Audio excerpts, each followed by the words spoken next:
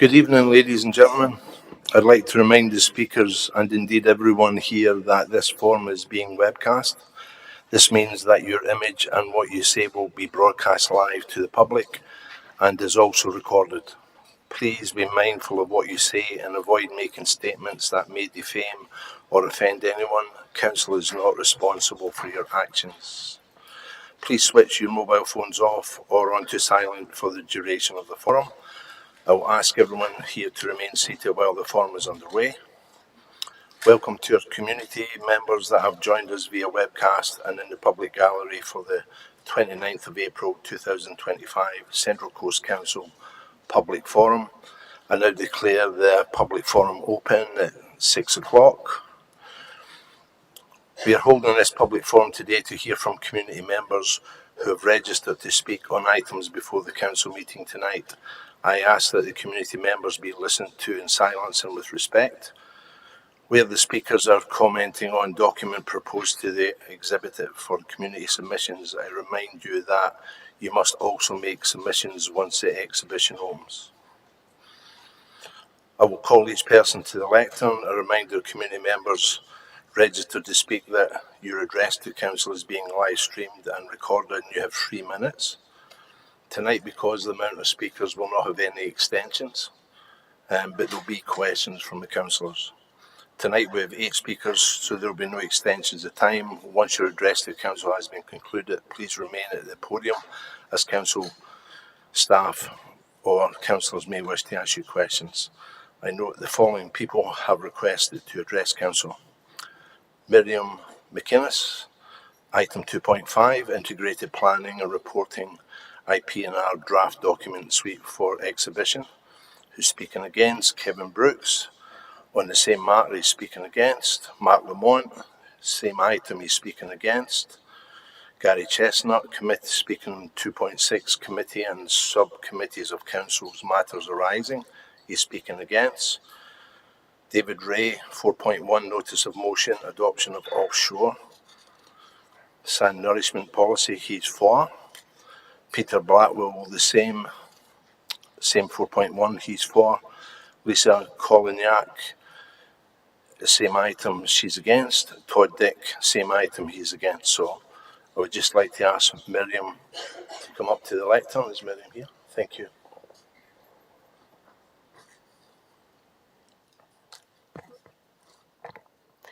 The following relates to Agenda Item 2.5, Integrated Planning and Reporting Draft Document Suite, and asks Council to include funding for targeted urban greening in the Draft Delivery Program and Operational Plan. Peninsula Community Group, Grow Urban Shade Trees, or GUST, have been advocating for and addressing the urban heat crisis for almost a decade. It is well overdue for Council to begin funding and implementing tangible urban greening efforts as recommended within their own strategies and plans. GUST have recently begun circulating a petition within the community calling on Council to fund urban greening to protect the 19 priority suburbs outlined in the Greener Places strategy from urban heat. This petition has attracted 655 signatures over the past fortnight and is growing every day, with residents desperate for some reprieve from the relentless urban heat effect. GUST asks Council to include this program and associated funding within the upcoming delivery program and operational plan. Many of these priority suburbs have less than 10% canopy cover, a far cry from the state government's recommendation of 40% for livability. The state government has also released the Cooler Places Hub, an excellent resource to help Council tackle the urban heat crisis. As the Australian Medical Association stated earlier this year, heat waves have a greater impact on population health in Australia than any other natural hazard and are associated with a significant increase in mortality and morbidity rates. Many nearby councils, including Newcastle, Wollongong, Hornsby, and many inner-city councils, have excellent urban greening programs with adequate funding. Central Coast Council has an ever-dwindling and ineffectively low $35,000 annually for street and park tree budget, which equates to less than 10 cents spent per resident. GUST asks Council to create an essential urban forest budget, which would include funds for tree planting, tree maintenance, new staff wages and training, community engagement, and education. Thank you. Thank you, Miriam. Have we got any I just have a question for Yeah. Marianne. Sorry. Councillor Lamont. Hi, Marianne. Thanks for coming in today. I was just wondering, how many volunteers do you have with GUST? How many volunteers? Yeah. There's 7 of us, core members. And what area do you cover? Just the peninsula. Okay. And how much work would you put into it, like what you do? It's like a second job, honestly. Okay. And what sort of help are you getting from council at the moment? What kind of what, sorry? Help are you actually? Help? Yeah. We're slowly integrating with council in the past, say, 12 months, where their park staff have been, we'll send a form to them and kind of do their admin and liaise with a resident, and then we'll send it to council, and then in their planting season they might plant for us. That's very recent in the last 12 months, but that's obviously limited to the $35,000 budget with no maintenance or follow-up or anything else. And how's your petition going? Good, yeah, 655 signatures, keeps going up, so it's positive. That's great, thank you. Thank you. Any other questions? Councillor Wright. Are we out of time, Mr. Mayor? Or, just one quick question, Miriam. Again, thanks for coming in. You mentioned the $35,000 budget isn't substantive. In your mind and in the mind of the organisation, is there a sort of budget you think we should be looking at that would be more appropriate?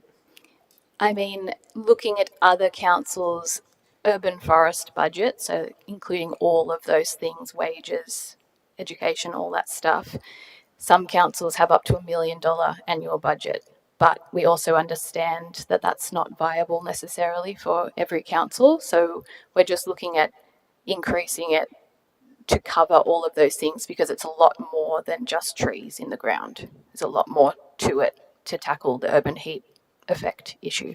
Okay. Conscious of time, so perhaps maybe we can talk about this afterwards. Sure. Councillor Neil. I just wanted to congratulate you on all the work you've done. I know it's been a long slog, and as you say, there's only a few of you. I understand from our previous meetings and conversations that one of the big issues is not just the planting of the trees by council, but the maintenance of those trees. Yes. That many of the trees that are planted don't survive because they aren't supported after that time. Yes. Is that your view? Yes, I think, I can't remember what the figure was, but it was a very low, like 20% success rate or something, whereas when GUST do it and we engage with the resident and make them have ownership over it, then it's like I think we have over 90% success rate. So we could essentially have being increasing the number of trees 5 times the level they are now. We just put a bit more effort into talking to the community and ensuring the trees were looked after. I would say community engagement and education, and then training of staff to ensure that they're putting them in correct, and then a little bit of ongoing maintenance with like a water truck or something like that would be hugely beneficial. Thank you. Councillor Smith. Thank you, Mr. Mayor. Just to Miriam, sorry, Miriam, I might have just missed it, but the figure of 35,000, that was your understanding of the budget for the entire Central Coast for urban greening, is that correct? Yes, it's a little bit more, it's like 35,000 something, but that's roughly the figure, and it's gone down over the past few years from about 39,000. It's decreasing, and that's it for the entire Central Coast. Thank you. I might just flag with the staff that I'll just ask for confirmation of that when we get to that item, please. Thank you. Thank you, Miriam. Thank you. Thanks very much. Next speaker is Kevin Brooks. Kevin, would you please come up?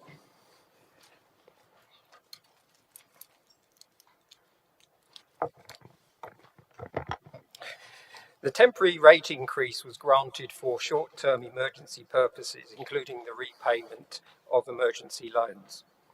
Proposing tonight a preferred scenario to extend this temporary rate increase is therefore unjustified. It was an IPART condition that 41% of the extra money be used to repay the loans, not 38% as stated in the report. 41% is about $12.5 million per year over 10 years, but council is repaying the loans within 5 years, which means repaying about $25 million per year. And council did indeed repay $24 million last year according to the annual report, which means that later this year, after the loans have been fully repaid, council will suddenly become $25 million per year better off. 25 million previously used for loan repayments will suddenly be available for other things. What does council intend to do with this newly available money? And how come, despite this 25 million per year windfall, council can't balance the books without extending the temporary rate hike? At this point, we need to talk about efficiency, because IPART approved extra money outside loan repayments as a 10-year breathing space to improve efficiency and productivity. Instead, the numbers show that efficiency has actually decreased since the general manager was appointed 4 years ago. And the numbers also show that productivity is lower today than it was in 2017. And that is why the general manager is now asking for yet more rate hikes. He does finally propose an efficiency target for 26-27, liberating about 12.7 million per year. But why wait until 26-27, still over a year away? An annual efficiency target should have been introduced 4 years ago when IPART put this council on notice. And the target suggested in the papers is only worth a measly 0.25% per year on average as a percentage of total operating expenses. Now, in comparison, for the federal government, Bob Hawke introduced an efficiency target of 1.25% in 1987, and it's been retained since at a similar level. For state government, in 2017, Treasurer Dominic Perrottet increased their annual efficiency dividend to 2% per year. Here, about 1% would be enough to avoid extending the temporary rate hike if implemented straight away. A robust process is needed to identify and quantify efficiency initiatives each year, periodic reporting to track benefits delivery, and verification at the end of the year. And to incentivise the process, a target should be put in the Chief Executive's appraisal, passed through to his direct reports, thereby ensuring focus on efficiency across the organisation. Without a robust process like that, you will just end up with unsubstantiated claims and anecdotes, but without evidence. Thanks, Kevin. Of the efficiencies. One sentence? No, we said no extension, sorry. Councillor Neil. Well, first I'd just like to say, Kevin, what a pleasure it is to see you here again and applying your intellect to the issues of council. Could you elaborate a little bit on what the council could apply as an efficiency dividend in order to bring about the result that you're suggesting, which is it correct? You're correct. Did you correctly say 2% efficiency dividend? No, I've calculated here as and this obviously doesn't include water and sewer. It's purely on the accounts that are before us tonight. But here I'm calculating it's around 1% a year if you start implementing straight away, and that's as a percentage of total operating expenses.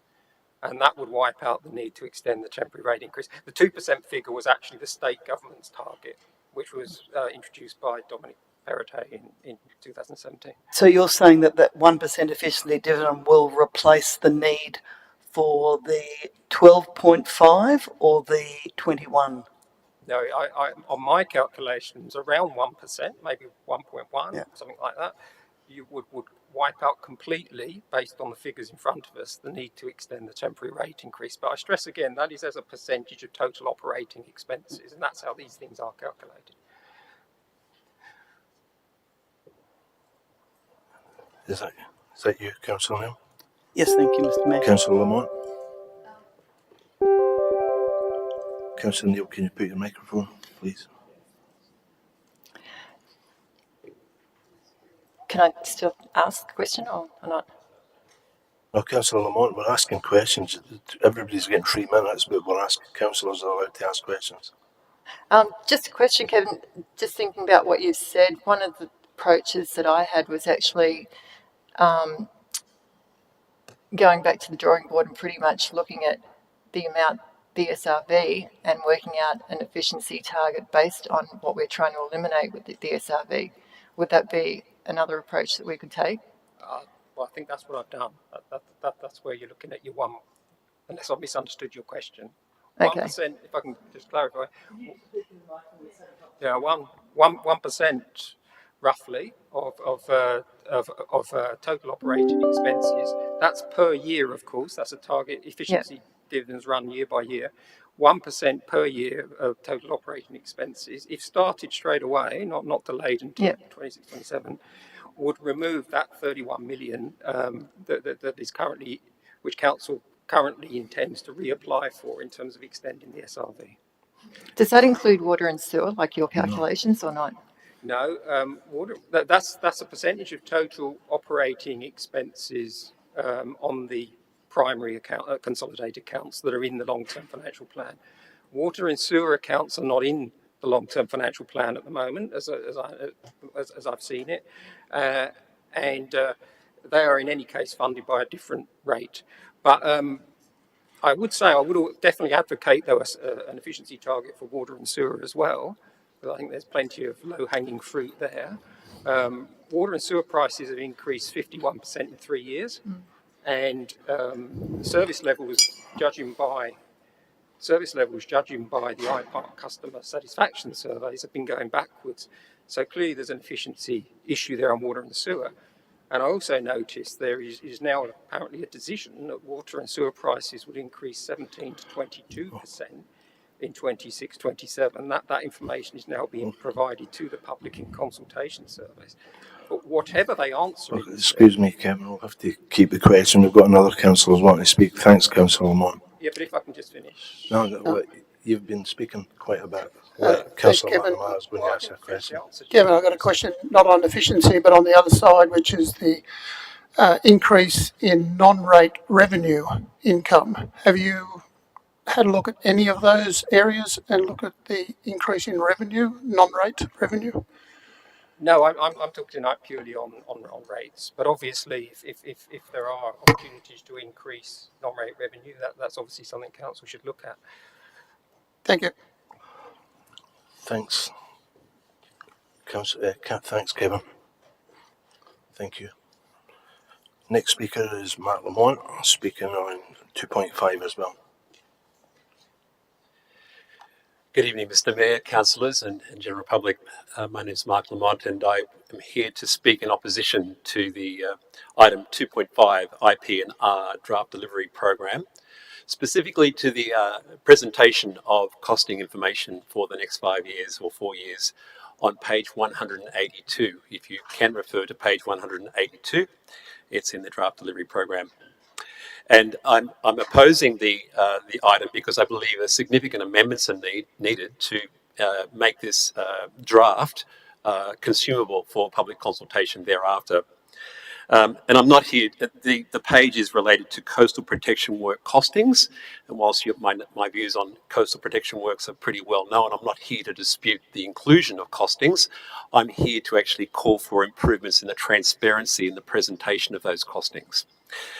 If you look at the presentation there, you'll notice that the seawall costs across the Central Coast, 5 or 6 different seawalls are listed there, but all the costs are bundled up into one for each year. So you don't know what the separation is. And so the costs, particularly, for example, on the Wombrel seawall, are obscured. They're not transparent.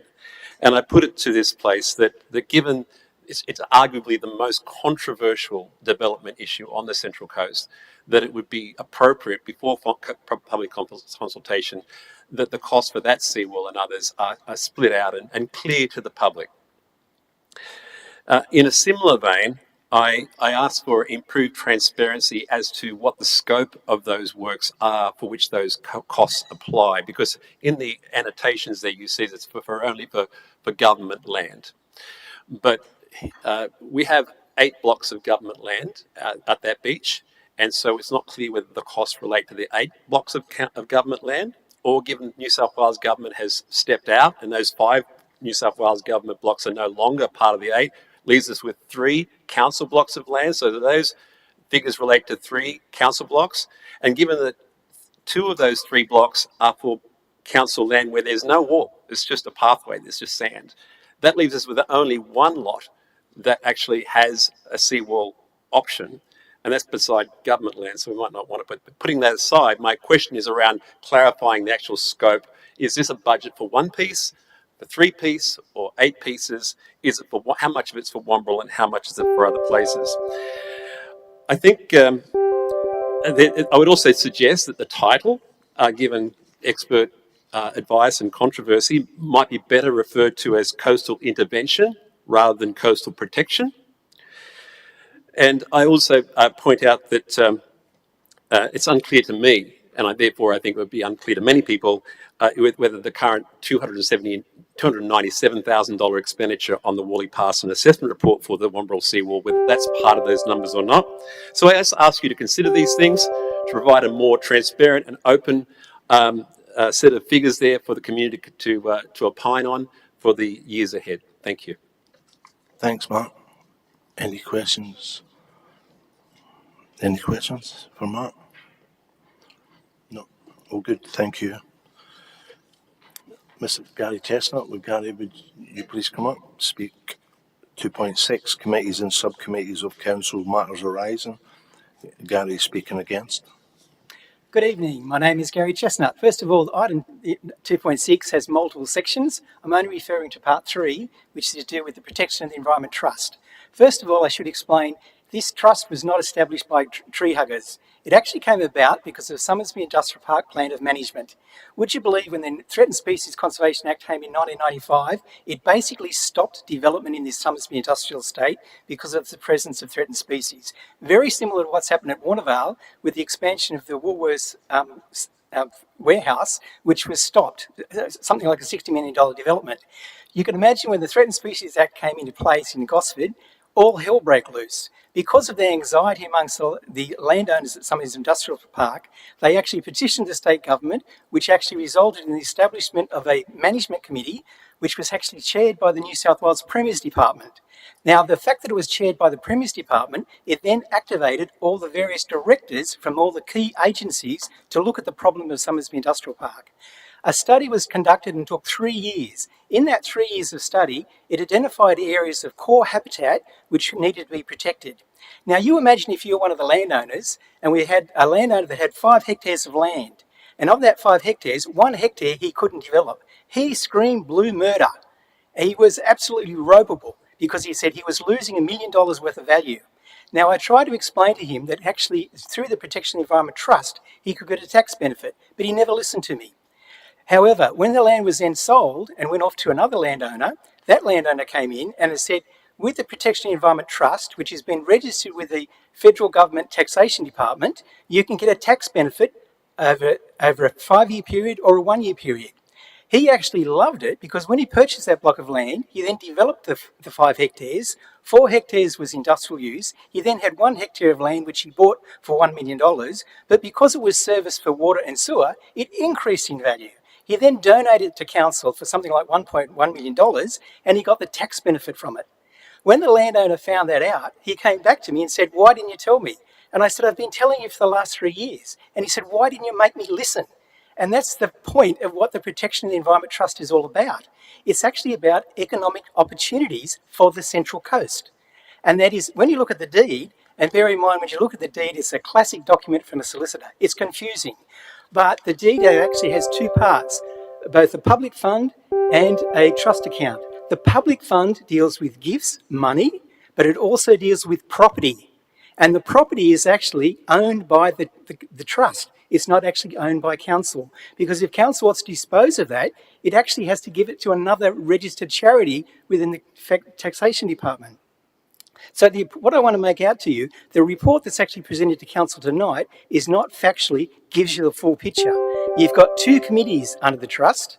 That's an operational committee and a management committee. And the management committee has to be made up as in accordance with clause 22 of the deed. Thanks, Gary. Thanks very much. Any questions, Councillor Smith? Thank you, Mr. Mayor. So, Mr. Chestnut, from your experience back then, I guess one of the questions and one of the conversations I've been trying to liaise with staff on is the issue of the public fund. So is it your understanding that the land that was donated that received a tax benefit would be held by the public fund within the Protection of the Environment Trust? Absolutely correct, in accordance with clause 4D. Okay. It clearly states property.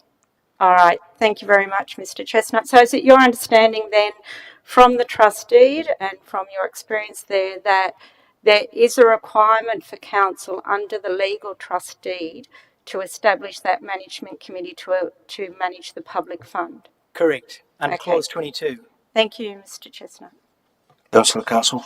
Yes, thanks, Mr. Chestnut.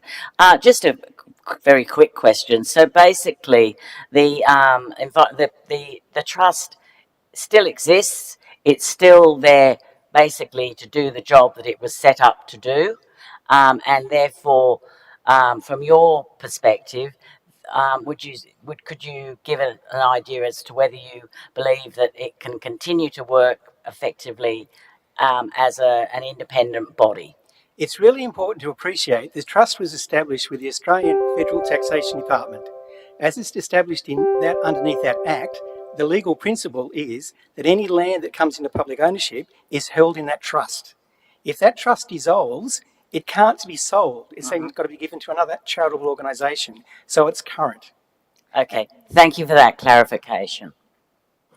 Any more questions? No. Thanks, Mr. Chestnut. Thank you. Next speaker on the agenda is David Ray, speaking against 4.1. He's for the motion. Notes a motion of adoption of offshore sand nourishment. Good evening, councillors and management. I would like to speak in support of item 4.1 to prioritise offshore sand nourishment over beach armouring and seawalls. Related to item 4.1 is the Womberall Beach seawall, the pitfalls of which I could talk about for 3 hours, but I only have 3 minutes. Right now, along the beaches off the Gold Coast of Queensland, the Trudd Art dredge ship, which is based in Australia, is rainbowing sand back onto the Gold Coast beaches and restoring the beach after Cyclone Alfred. Beach sand nourishment has been a vital part of the Gold Coast Council's beach erosion management for the past 40 years. Their sand-led strategy is integrated. It's not a sand-only strategy, it is sand-led, so it has to mimic natural processes. Gold Coast and other places integrate dune reshaping, dune revegetation. Some sections they include hidden, buried, sloping, flexible rock revetments as a backstop, but not vertical seawalls. They avoid vertical seawalls because they are not compatible with a sand-led strategy. This is not some pie-in-the-sky motion. Mass sand nourishment is a real solution used in Australia and around the world. It works. It can happen here on the Central Coast. No damage to tourism or local business or surrounding roads or traffic. Yes, it won't happen tomorrow, but it will happen a lot quicker than waiting for approval of a seawall that probably won't be approved, or if approved, waiting for that wall to be built, which will take 4, 5, 7 years, who knows? And that's only if all owners decide to participate, which will be a condition of that approval as well. Council has already spent around $1 million on Womberall seawall so far, and it will probably need another 10 million to carry on with the rest of it. The motion is to prioritise a sand nourishment policy instead. No budget required at this time. Infrastructure is not at risk. Womberall Beach is at risk in so many ways, from a vertical seawall that will strip the beach of sand and vegetation, put the lagoons and national park at risk of increased flooding, disrupt Womberall Beach and the surrounding suburbs for several years, 10,000 truck movements. It will affect local business and tourism.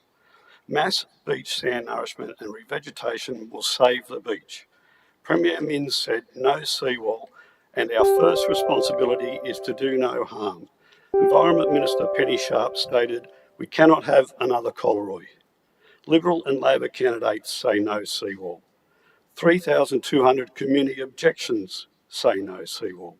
Council CZMP did not include an action to build a seawall. Coastal experts say no. World opinion says no. Prioritising sand nourishment is a way forward, and Premier Minns is waiting for the correct response from Council. No amendments required to this motion, so Council can move forward and complete the CMP and start discussions with the state government.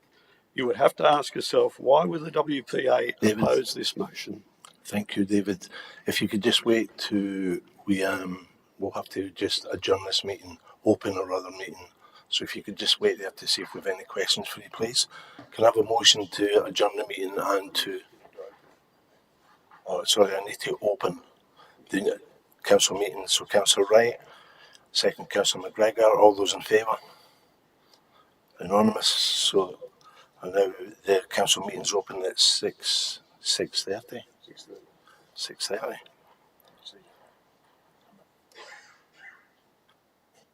And could have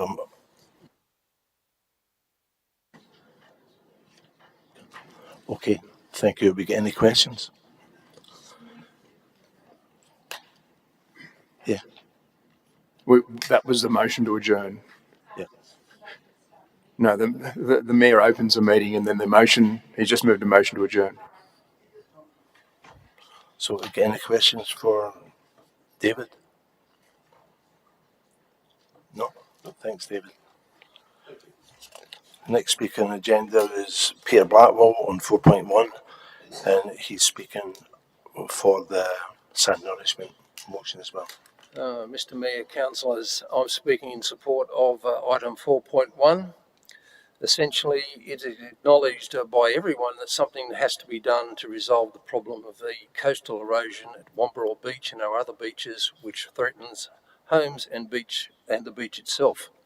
Accordingly, council really needs a formal position or policy on offshore sand nourishment. Coastal engineers such as Professor Andrew Short of Sydney University, Angus Gordon and Douglas Lord all recommend sand nourishment as a complete solution to coastal erosion. At the 2024 local government conference, this council was successful in having a motion passed calling for offshore sand nourishment. As a sponsor of that motion, council should continue to support offshore sand nourishment. Council has supported some form of sand nourishment as a solution to beach erosion since as early as 1997, when it required many beachfront property owners at Womberall, to enter into positive covenants to carry out sand nourishment as a condition of development approvals. Offshore sand nourishment has been used on the Gold Coast since 2017. That council's website says in part, the additional sand has proved effective in buffering our beaches from erosion. That sand was recently instrumental in saving the beaches and the beachfront improvements from the erosion caused by ex-cyclone Alfred. And in about April of this year, the beaches were re-nourished by further sand nourishment. That's only once in about 8 years for sand nourishment. A further issue to bear in mind is that existing sea walls on the east coast of Australia at the Gold Coast, Stockton and Collaroy show that sand nourishment is an essential factor to maintain a beach in front of a seawall. There are 3 development applications for proposed sea walls along Womberall Beach. The Statement of Environmental Effects for Section B at page 9 states that, and I quote, the WPA, however, supports sand nourishment as an additional step and does not view the options, bracket, sand nourishment, \engineering solution, close bracket, as a binary choice. In other words, they're saying those decisions are not mutually exclusive. Councillor Lamont's motion, if carried, it does not commit council to do sand nourishment. It simply asks council to adopt a position of supporting sand nourishment. Perceived problems can be dealt with as the position progresses. The principal result of sand nourishment is that a beach will be protected and even be increased in size in an easterly direction, so we get a bigger beach and beachfront properties are protected. Please adopt this notice of motion. Thank you. Thanks, Peter. Any questions for Peter? No, thank you. Thanks. Next speaker is Lisa Colinack, speaking on 4.1 about sand nourishment, and she's against the motion. Thank you, Mr. Mayor. If it's okay, if it's all right if I speak first and Lisa follows? All right. Yep, thank you. Todd?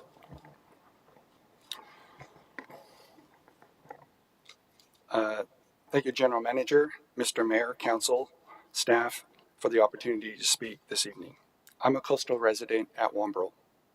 For 50 years, we've been facing problems here on the coast that still remains unresolved. It's a problem. It's a much bigger problem than rich people's homes falling into the ocean. Our community as a whole is facing risks from rising seas and coastal erosion, risks to roads and public infrastructure, risk to public assets like the North Entrance Surf Club, risks to the entire Tugger Lakes community that is under threat. The Marsden-Jacobs report, the so beloved report that SOS likes to refer to, points out just how precarious things are.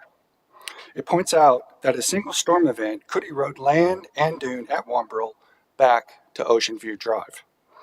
Its preferred option, the Jacobs report preferred option, is unplanned retreat. It assumes both beachfront housing and government-owned land would be lost as a result of coastal processes. Now, in the case of Wombrel, we have seen 50 years of reports, all saying the same thing. Not one report says sand nourishment is a sole solution for permanent protection. And with all options going nowhere because of lack of funding, former administrator Rick Hart came up with an idea. He decided to force the landowners to pay for a solution. So let's just get some facts out there about this solution. It's a backstop paid for by the landowners. It relies on the same model that the Gold Coast Council follows. It's not too different to the seawall that Angus Gordon designed for Freshwater Beach. Manley Hydraulic, who consults for the New South Wales state government, did the actual modeling for the design requirements that the Wombrel DA adopted and is in compliance with. The vast majority of it is covered in sand, and in many cases, homeowners actually lose property to ensure it is as landward as possible. So you've got this option available right now to protect the suburb, Ocean View Drive, and its infrastructure, paid for by the landowners. But now this motion decides to skip right down another road, and it seems to be now on you. Who's funding the 900,000 cubic meters that the MHL study shows that is required for protection if you use sand? Who's funding the extra 200,000 cubic meters of sand that's going to be needed every 7 to 10 years? And the barge big enough to come from Denmark to do the work. It's all going to be funded by council, this community. It seems to suggest that there's state and federal government. We have to. Yeah, okay, so I would just say, under this motion, please, if it does go ahead, it is going ahead being an unstudied, an unproven, and an unfunded solution. Councillor Lamont? Councillor Lamont, you got a question? Mr. Dick, assuming this seawall, the WPA seawall, doesn't get approved, which we don't know yet, what option are you going to take then?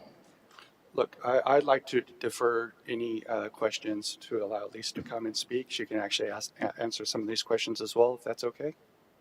Yep. Thank you. Thank you. Lisa?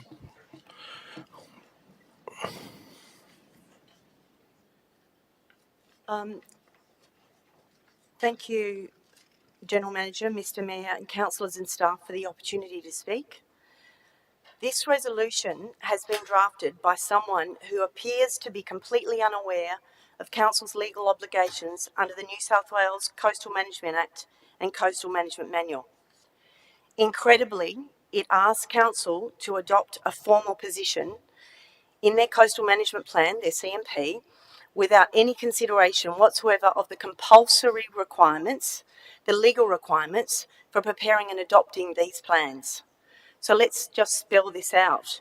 In order to achieve what the motion calls, and I quote, clear, proactive and sustainable position on coastal management, I say bring it on.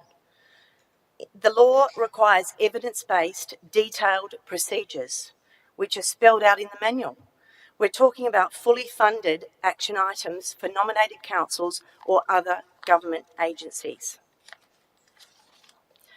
While there are many requirements that are listed under the Act that we need to comply with, let's just look at a few of them. Have there been identified actions required to address the coastal management plans?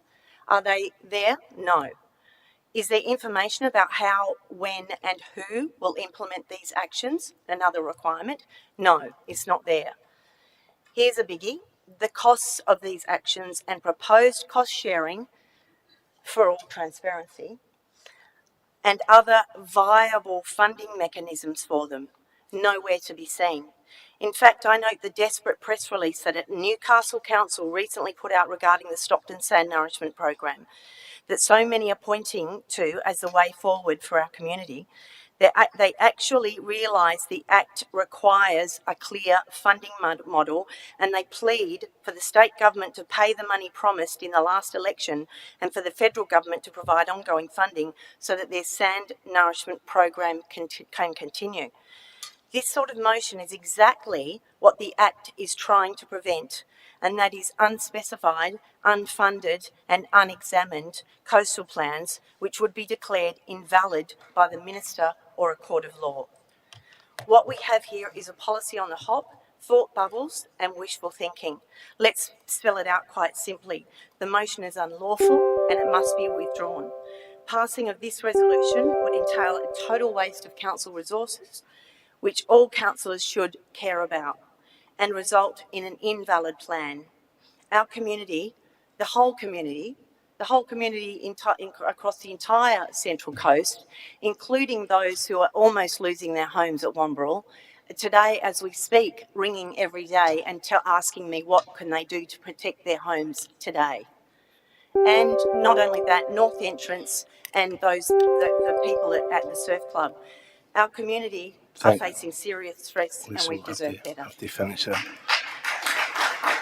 Councillor Lamont. Ms Collinak, assuming the seawall doesn't get approved, which at the moment there's 5 government blocks of land that won't be part of the DA.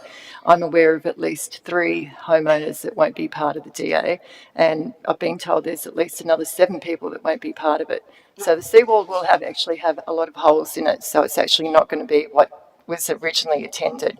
So assuming it doesn't get approved, what are you going to do then? Thank you, Councillor Lamont. There are not 7 owners who are not proceeding. We've managed to get the majority of landowners to participate in the DA, which will never happen again. What's the number? 2, which are in the DA, not included. So we anticipate that the DA will be approved because it complies with all planning and environmental legislation. And not only that, it also complies with the council adopted design requirements, which we have designed to. We were given options. We chose one of the 5 options. Sand nourishment was never an option to us because it can't happen for protection, because it's just not viable. It doesn't actually comply because you've got two people that aren't part of it. So there's 2 properties that aren't going to be part of the DA. Is that correct? There isn't a requirement for a complete seawall. Every single individual along a coastal frontage has the right to protect their home. But you're just saying that you've complied with council's EDR, but now you're saying it doesn't have to. Yeah, and the DA Excuse me, everybody, it's not a debate here. It's starting to become a debate. It's questions. Councillor Walsh, and then we'll finish. Councillor Lamont, can you put your buzzer on, please? Thanks. Yes, thanks, Mrs. Collinak. When the residents across the coast ask you about what they can do today to protect their properties, like today, yeah, what's your response to? What do you tell them? Well, what do you tell them they can do to protect their property today? Our response to that is that they need to approach council and ask council what their legal requirements are to protect their homes. So how does that protect their homes today? It's not our responsibility as the WPA to protect the landowners' homes. We wish we could, but we're following a legal procedure. What we can do to protect our homes is lodge a DA for protection. So with all this stalling, that's happening, unfortunately people are left there. We're literally hanging off a cliff. Which is why I'm asking you the question, what is your answer to them for what they can do today? I think I so the answered response that is question, that Mr. Mayor. the response is legal clarification. Is that right? Our response is to ask council what they can do to protect their homes. So I would direct that Thank you. question No, to thank the you. councillors. Thank you. Councillor Smith. Thank you, Mr. Mayor. To the Speaker, thank you. You seem to suggest or want to suggest that Council would be acting unlawfully by adopting this notice of motion. Correct. This notice of motion talks about prioritising offshore sand nourishment. How would that be acting unlawfully to prioritise offshore Because sand? you're asking for something to happen, something to be included in a CMP that hasn't been properly investigated and has no funding options. Okay. So, yeah, look, I won't debate it, but I think that's a bit premature in assuming that would be unlawful. Thank you, Mr. Mayor. All right. Thank you. We'll just adjourn the public forum is finished. We've opened the meeting, but with a 5-minute break, 5-minute toilet break, and then we'll start continue with the council meeting. 6:51. 5 minutes.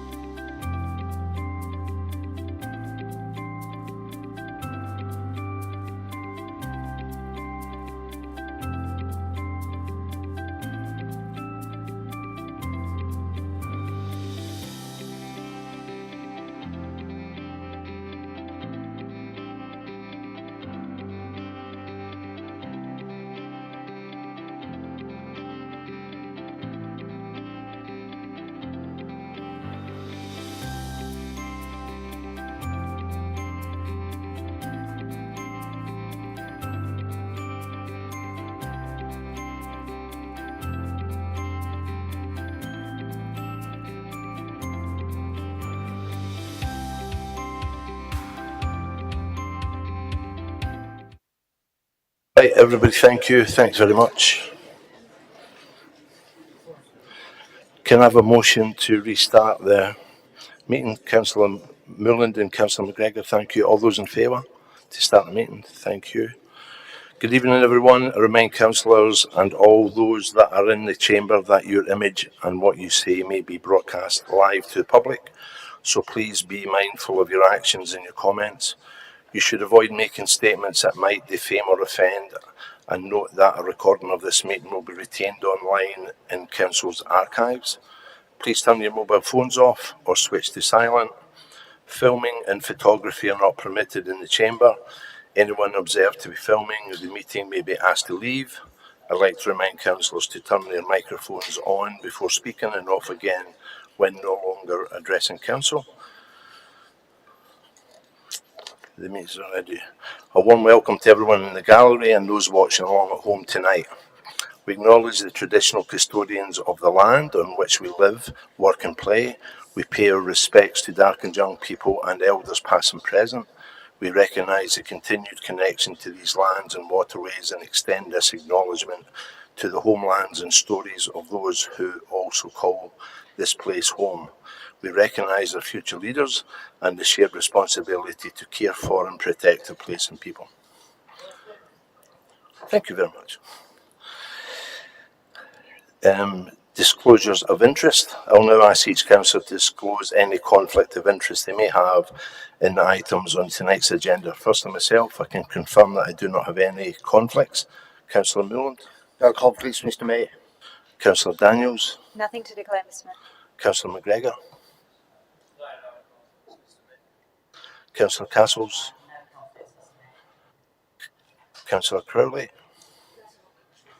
Councillor Walsh? No conflicts, Mr. Mayor. Councillor Neal? Councillor Smith? Microphones. We're all jumping one ahead. Councillor Smith? Nothing to declare, Mr. Mayor. Councillor Lamont? Nothing to declare, thank you. Councillor Eaton? Nothing to declare. Councillor Stanton? Nothing to declare, thank you. Councillor Wright? Nothing to declare, Mr. Mayor. Councillor McNamara? Nothing to declare, Mr. Mayor. Councillor McQuaid? Nothing to declare, Mr. Mayor. Thank you. I now call 1.2 confirmation of minutes. Can I have a motion to Councillor Wright, Councillor Neal? All those in favour? All those against? Carried, unanimous. Council intends to deal with multiple items of business on the agenda together by the way of single resolution, except for items dealing with financial matters or matters that the councillors wish to speak on. I will now call the numbers and title of each item and indicate whether they have already been starred by councillors. I will then ask councillors to indicate if they wish to have any additional items starred. This means that items will be discussed. Item 2.1, monthly finance report. Councillor Wright is starred it. 2.2, monthly investment report. Councillor Wright's starred that. 2.3, economic development committee minutes, April 2025. Councillor McNamara. 2.4, infrastructure and assets committee minutes, April 2025, has not been starred. 2.5, integrated planning and reporting draft documents suite for exhibition has been starred. 2.6, committees and subcommittees of council's matters arising has been starred. 2.7, Fagans Bay Waterfront Draft Master Plan for Public Exhibition has been starred. 2.8, Protection of the Environment Trust request for distribution of funds for McMaster's Beach Bush Care Group has been starred. 2.9, Central Coast Regional Report for endorsement has not been starred. 2.10, Mayoral and CEO Delegations receipt of concurrence from OLG has not been starred. Could I start that, please, Mr. Mayor? Sorry, Councillor Smith, was that? 210, could I start that, please? Thank you. 210 is being starred now by Councillor Smith. 2.11, minutes of advisory group and committee meetings held in the third quarter 24-25. has been started. 2.12, fire safety inspection report 6 Pine Tree Lane, Terrigal, has not been started. 2.13, community support grant programme, February 2025, has not been started. 2.14, active council resolution status update has been started. 3.1, rescission motion, strategic property acquisition, coastal open space, 2 Toomey's Road, Mount Elliot, has been started. 4.1, notice of motion, adoption of offshore sand nourishment policy, has been started. Notice of motion 4.2, council's response to community concerns over safety concerns at McDonald's Road, Lisero, has been started. 4.3, notice of motion, better utilising and monitoring Gosford City Car Park, has been started. And finally, 4.4, notice of motion, deferred lands, Councillor O'Neill, has been started.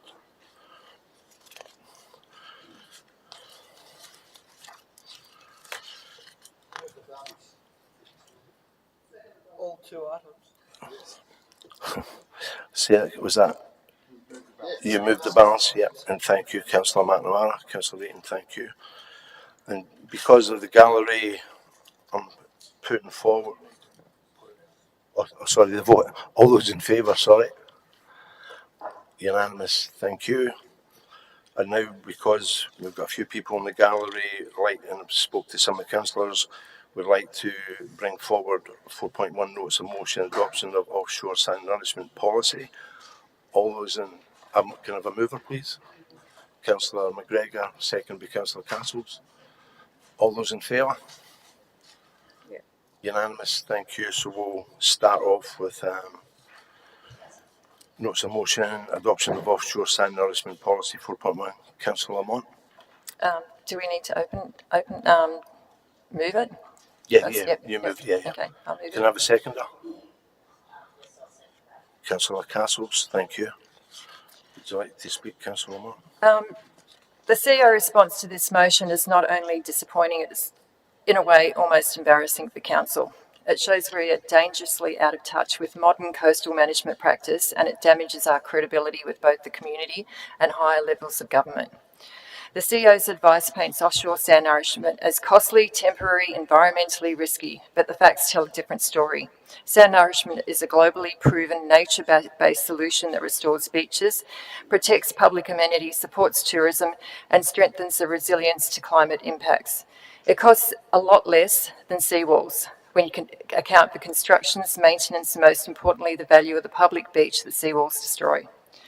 Gold Coast Council, for example, has successfully prioritised sand nourishment with the results achieved in a matter of weeks, not years. Disruptions like the seawall proposed at Wombrel will do. And some people will say the Gold Coast has a backstop, a buried revetment, which you couldn't even see with the last severe erosion event because of the sand nourishment programs. It was the sand nourishment that saved the Gold Coast, not a seawall. While we're talking about Gold Coast, remember that it's not the units and the houses that are behind the economic benefit, it's the beaches. That's what we should be protecting. The CEO's environmental concern about dredging are not balanced when considering the impacts of seawalls. Offshore sand nourishment sources proposed for nourishment do not impact seagrass meadows or fragile fish habitats. Turbidity impacts can be carefully managed, and the ecosystems in these areas are naturally resilient, having adapted to sand movement over thousands of years. In contrast, seawalls will cause real irreversible damage, accelerating the loss of beach amenity, permanently altering hydrology, which in the case of the proposed Wombrel seawall would increase flooding risk to Terrigal and Wombrel Lagoon, which is a protected nature reserve. It's not hard to imagine the increased flooding to these areas, to businesses and thousands of people living around the lagoons, if the proposed seawall was in place with the recent weather events. And some of us would be aware of the damaging impacts to the beach from existing beach armouring at North Entrance and Wombrel Beach. Seawalls just pass the problem onto someone else, somewhere else. And let's be clear, seawalls are not a permanent solution. The seawall at Coleroy, only a few hundred metres long, requires boulders and rock armour to be dumped in front of it to avoid catastrophic failure during storms. This happened within just a few years of construction. The Womberall seawall proposal is over 1.4 kilometres long, higher and wider, meaning even greater risk, even greater maintenance costs and even greater impacts on our coastline over time. The CEO's argument that sand nourishment must not be prioritised misunderstands what the motion proposes. Prioritisation does not mean using only one tool. It means leading with the most sustainable adaptive solution, sand nourishment first, while integrating other measures where appropriate. Right now, Council is clearly prioritising hard seawalls. Finally, it is disingenuous to suggest we must wait for CMP exhibition before considering this change. How long have we been waiting for a new CMP? We actually have nothing. The previous plan under an Act repealed in 2018 expired in December 23. The community might be right to believe that it's been strategically delayed. The community has already spoken loudly and clearly. Last year, Womberall Beach seawall was the #1 concern in the February 2024 CMP consultations, with 94% people opposing the seawall. Last year, when the CSP went on exhibition, almost 70%, 283 out of 407 submissions on the operational plan opposed funding for a seawall. The next highest item was just 14. Over 3,200 objections were lodged against the Womberall Seawall DA. This is the strongest coastal feedback Council has ever received, and it cannot be ignored. Opposition to seawalls in favour of sand nourishment keeps breaking records. How much louder and clearer do you want the community to be? Now Council needs to be loud and clear and adopt positioning prioritising sand nourishment to actually make it happen. We are the missing link. Many of us have received letters from Womberall beachfront owners today and yesterday basically asking for protection. Well, let's give them the protection that has never been offered before. And let's do it today. Let's not delay it. Let's set a new direction for an equitable solution for all. Support this motion now. Other councils like Newcastle are already delivering modern coastal management and they are already up to their second CMP. Adopting sand nourishment for Stockton with the second CMP. Meanwhile, we are clinging to expired plans, seawalls and outdated thinking. It's time to restore our beaches, not wall them off. For the benefit of the Central Coast, I urge you to support this notice of motion. Thanks, Councillor Lamont. Councillor Wright. Councillor Lamont, put your buzzer on. If Councillor Castles would like the second, I'm happy. Oh, sorry, Councillor Castles. That's second. okay. No, that's quite fine. Well, obviously, I think it's quite clear that Councillor Lamont has probably told us much of what we need to know about this. But I would like to just add at this point that it's fairly obvious, even from the point of view, and I'm just going to basically tell you a little bit of a story, I guess, rather than actually go through the details again.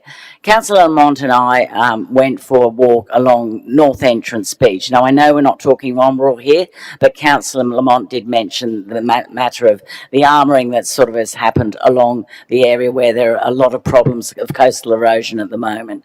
When you look down that beach at areas of sand dune, all the way stretching up towards Nora Head, that actually have not got the armouring on them, etc., such as old car bodies and various other hideous things that were put in there over the years to try and actually shore up areas below where the houses currently are.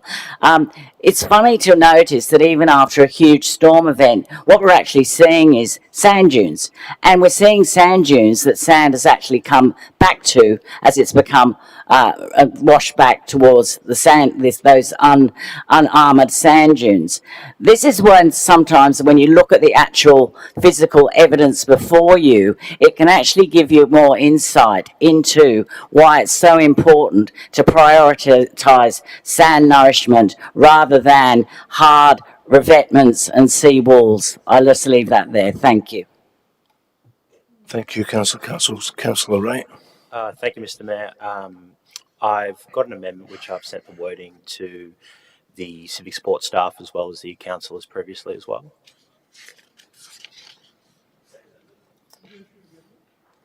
So I'm happy to move that amendment, Mr. Mayor. And I actually want to start by saying I'm quite pleased with the civil nature of the debate we've had tonight. I think that's really important. I think sometimes, many councils might lose sight of the fact that we can come together on a lot, and sometimes we may not, and it's okay to have a civil debate because we're all here to do. Councillor Wright, you maybe need to change it because you've still got waiting on the letter from the Premier. Good call, Mr. Mayor. So I'm happy to take that out. Yeah. So So the Mayor wrote to himself. Yeah. And I'm happy to say we've received a response. That's fine. So for me, I think this centres on a few things, and I made this clear to the councillors beforehand. The New South Wales government is waiting on the CMP. We know that.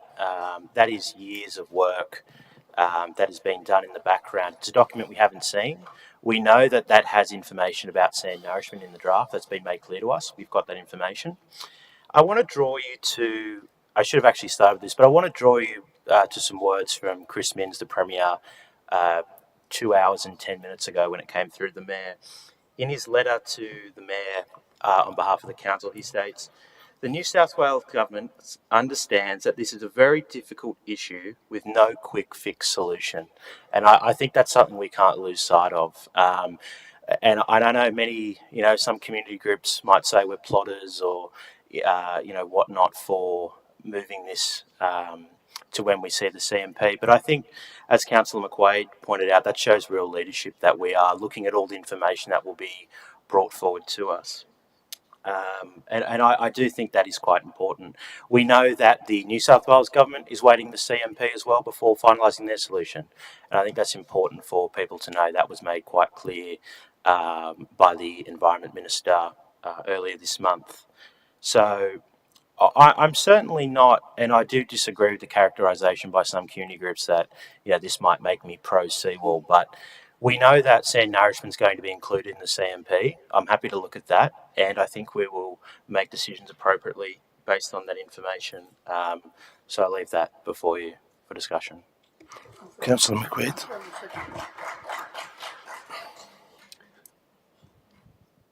Mr. Mayor, I just want to confirm I second the amendment by Councillor Wright. Mr. Mayor, this amendment makes our direction clear. We'll keep lobbying both levels of government. We'll get answers. We'll take the draft CMP through proper scrutiny, and most importantly, we'll bring the community with us. This isn't about stalling, it's about leading. It's about making sure the Central Coast doesn't just respond. We plan, we protect, we prioritise the coast for everyone, not just for today, but for decades to come. And as Premier Minns pointed out in his response letter to Council, and I quote, "This is a very difficult issue with no quick fix solution," end quote. To this point, I have always advocated that every problem is a leadership problem, and every problem is resolved with real leadership. Further, Premier Minns' response, he indicates the problem of coastal erosion requires, and I quote, "coordinated approach from all levels of government," which goes towards our point on why we are pushing for this amendment. Further, this important issue and resolving it, we as a chamber must show real leadership, and it's not about winning every argument or stubbornly clinging to a single idea. It's about stepping back, detaching ourselves so we can see the bigger picture. Mr. Mayor, it's about clearing the noise, silencing personal bias, and asking one simple but vital question. What decisions will create the greatest benefit for the greatest number of people, not just today, but for generations to come? Mr. Mayor, too often, in moments of pressure arguments or situations such as the one we find ourselves in with coastal erosion, and in particular seawater versus sand nourishment versus other options to alleviate the issue, leaders attempted to make decisions that are loud, visible, and politically easy. But real leadership, in my opinion, Mr. Mayor, demands the courage to make decisions that are right, not just by popular. Real leadership unites, not divides. Real leadership is detached and not biased by personal belief systems. When we detach, we free ourselves from ego, emotion, and fear. We create space for true wisdom and long-term success. Real leadership acts not for applause, but for outcomes. Not for personal legacy, but for the long-term well-being of those we serve. Mr. Mayor, clarity of purpose, strength of character, humility in action, and responsibility for outcomes. These are some of the shared principles of the greatest leaders in history. And as a group of 15 councillors representing our community, the entire Central Coast region, we must somewhat replicate these principles. In times of contention such as now with this important issue, and in times where pressure might expect quick, reactive choices, leadership must stand for patience, strategy, and principle. In times of contention such as now, and in times where pressure might expect quick, reactive choices, and as I just said, leadership must stand for patience, strategy, and principle. It must see beyond fear and beyond faction. It must be willing to disappoint a few in order to protect the many. Because in the end, true leadership isn't about being liked, it's about leaving behind a stronger, safer, more resilient future. And in this divisive element that we are faced today with coastal erosion and its management, must be shown the respect it deserves. For the greater good of our region and its people, I urge everyone to find common ground and unite, not divide. Solutions will come. Thank you. Thanks, Councillor McQuaid. Councillor Lamont. Thanks. If I can ask Councillor Wright through you, how is your motion different to mine, and do you understand what prioritising means? Yeah, microphone. I certainly do understand what prioritise means. I think it's hard to prioritise something in a document that I haven't seen. This will obviously be incorporated into the CMP, and I think it's important we do that. I actually think as well, one point I didn't make in my initial remark is that, you know, point 2 of your motion is actually still in there. I think we should continue to lobby the New South Wales and federal governments for access to offshore sand nourishment opportunities. You know, we've heard from a few people that they're not funding it up in Stockton, so I think, you know, I think a speaker tonight raised concerns about funding, and I think that's fairly valid. We need to make sure the funding's there for these sorts of projects. And that's because that becomes incumbent on all ratepayers across the Central Coast. So I want full access to that information before I make a decision. As you pointed out, we've been waiting years for the CMP, years, and it's now 6 weeks away. Sorry, wasn't that in the CEO response? Well, you're asking me. I've given you my response. You can ask the executives if you wish. But I think, you know, this is going to be something for decades to come, and it needs to stand the test of time. So I think we've got a document 6 weeks away, and I think we should look at it.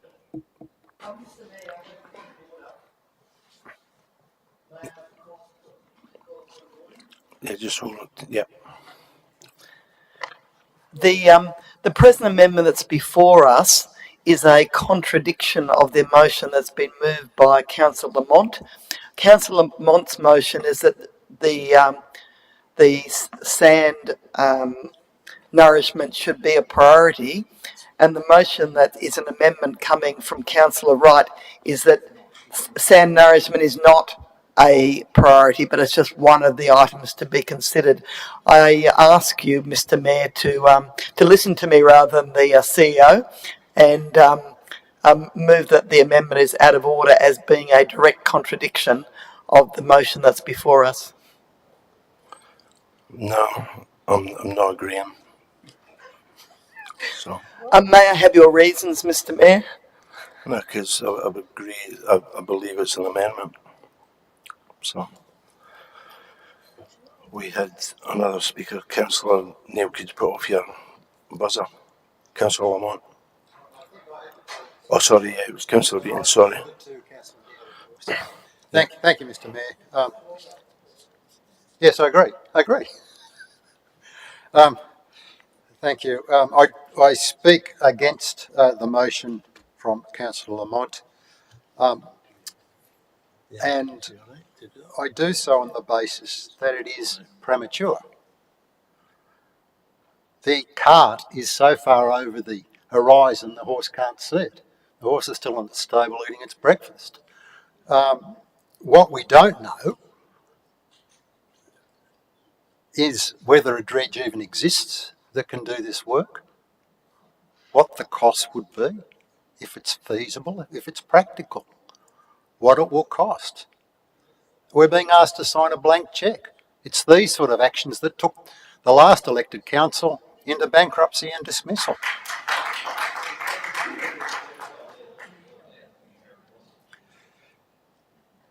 I'm on the record as the past Mayor of Wyong of actually doing sand nourishment on North Entrance Beach. And we dredged the land, the sand from the entrance channel and put it on the entrance beach, and we put it on North Entrance Beach. And also the council I was part of and the mayor of, with the support of the state government and the current Minister for the Central Coast, built a rock revetment wall at Cabbage Tree Harbour. And that was the best and most economic solution at the time.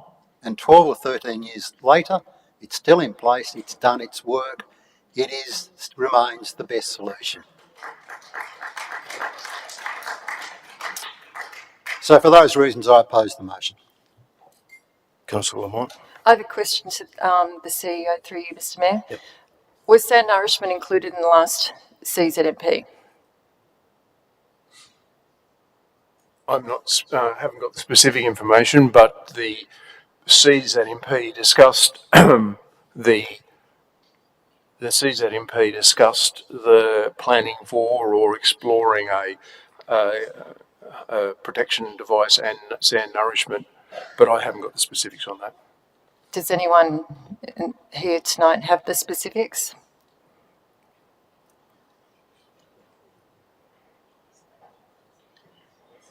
Look here. Let's look.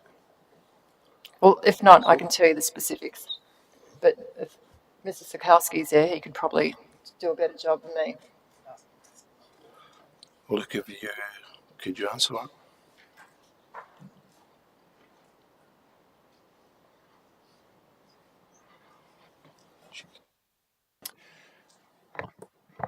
Yeah, through you, Mr. Mayor. The existing CZMP, the Gosford Open Beaches, includes integrated approach for Wombrel of... I'm not actually talking about the CZMP, not just Wombrel.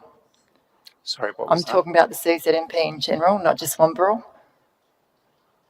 I can only advise specifically on Wombrel right now, but that it includes an integrated solution of sand nourishment combined with the terminal protection structure. So there was no action in there for a feasibility study of sand nourishment for Central Coast beaches? Can't advise. Do you want me to show you? I can actually point it out to you. Well, it is there. There's actually an action there that... Yeah, it's... Okay, so the point that I'm trying to make is the last CZMP did have an action for... Councillor Lamont, you've spoken for the motion and against amendment. So you've spoke twice, so you can't debate. Well, I asked a question. I didn't actually speak twice. I asked a question. No, I'm overruling it. No. Thanks, Luke. I've got a question for Mr. Farmer. In the last 2 days, I've received approximately 15 pieces of correspondence from the public asking why the council can't implement sand nourishment similar to the Gold Coast ASAP. Mr. CEO, can you please explain the process and if this option can be implemented quickly? Thanks, Mr. Mayor. As the Premier said, and I think it's been quoted 3 times, it's a difficult issue not without a quick fix solution. Gross offshore sand nourishment up until recently wasn't legal for the purposes, but that has changed. The purposes that we're intending at the moment, that has changed only in reasonably recent times. And there still is some terms and conditions in the government policy which is comparatively easy to change, and I'm sure if we're working closely with the government that would free up a few other those things, because sand nourishment at Wombrel, for example, is partially for public good but also partially for private good. But in terms of starting sand nourishment and sourcing, initially offshore sand is considered a mineral and investigations require an exploration licence. The mining of sand would then require a mining licence. The New South Wales government will have to consider licence applications for nourishment that is of a public benefit. Planning approval would then have to be required for the placement of sand onto the beach. We would then also have to secure an appropriate dredging vessel for sand supply. And then at the end, you'd also have to identify a funding mechanism. And those things would need to be done in conjunction with the CMP. And clearly, the sort of work we're talking about would have to be done in conjunction with at least one other level of government. So this is a significant piece of work. The CMP that will come in June to the EMP committee and then to council will consider as part of the solutions offshore sand nourishment, but it's a significant long-term piece of work to get the set of approvals that is required to do that, and it will require support certainly of the state government and potentially of the federal government in terms of funding. Thank you, Mr. Farmer.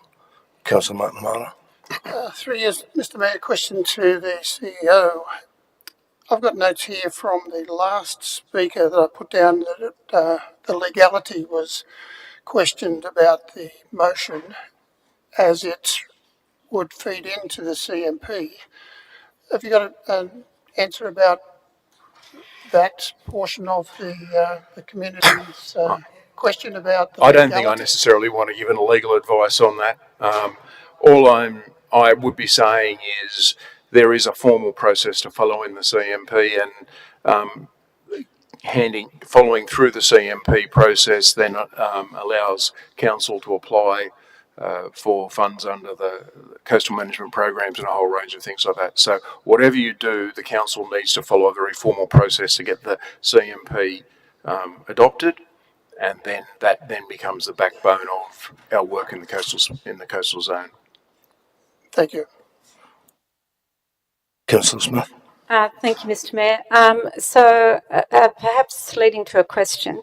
My concern about the amendment and even the motion at this stage is, start again. Offshore, as the CEO explained, there has been a change in legislation which in theory allows the use of offshore sand to assist with coastal erosion.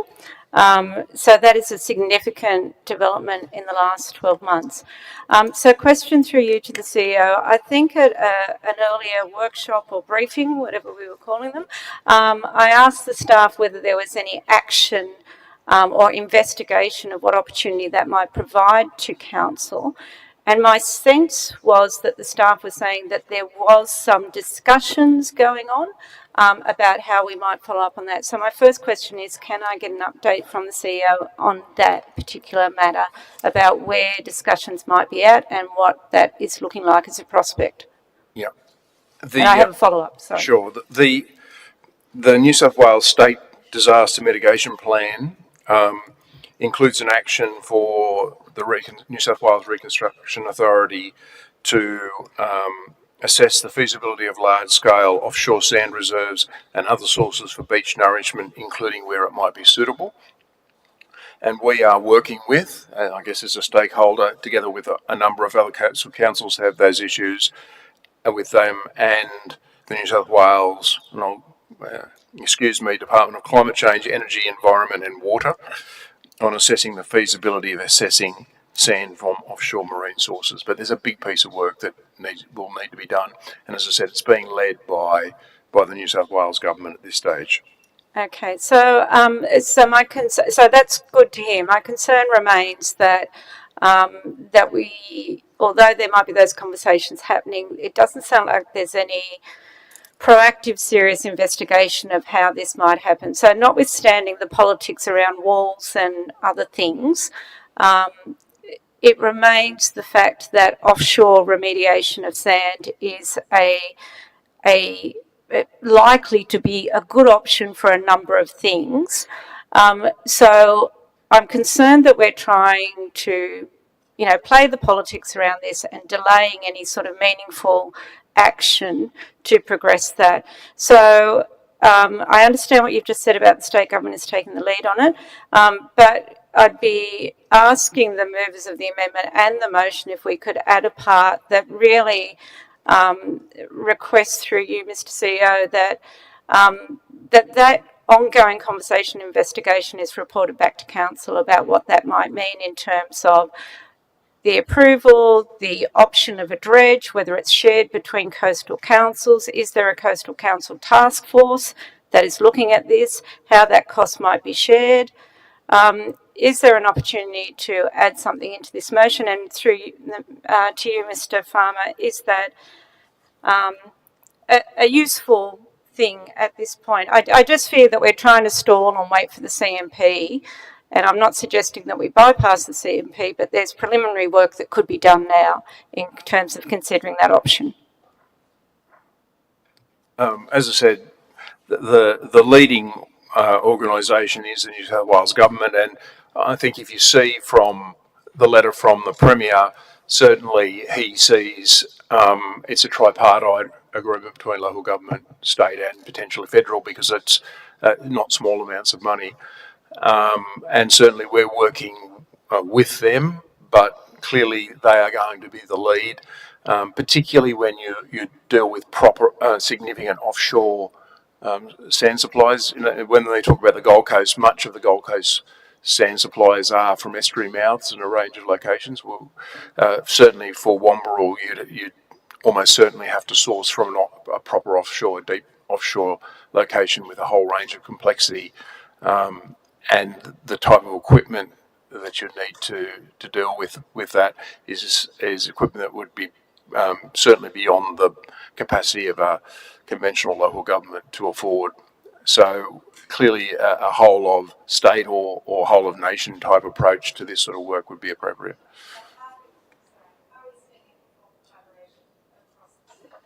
Councillor McQuaid. Are we seeing any formal collaboration with through the Sydney Coastal Councils or the coastal councils more broadly? At this stage, I'm not aware of any formal interactions, but I might be able to provide some further information later. But at this stage, certainly we're working with, as one of the state's coastal hotspots, with two of the most significant areas in New South Wales. We're obviously of some interest in New South Wales government, and we're working with them.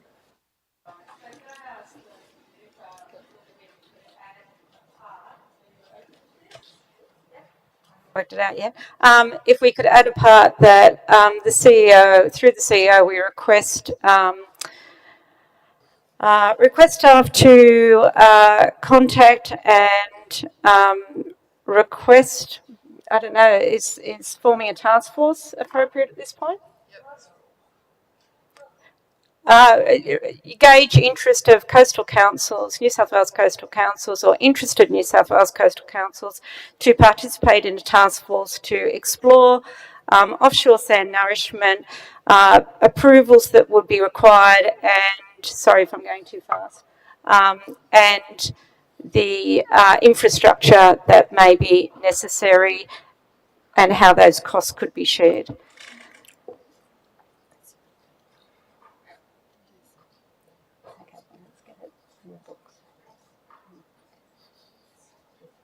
Contact, engage interest of New South Wales Council. Councillor Smith, can you put Yes, I'm trying to gauge interest to participate in a task force to investigate offshore, the use of offshore sand for beach nourishment,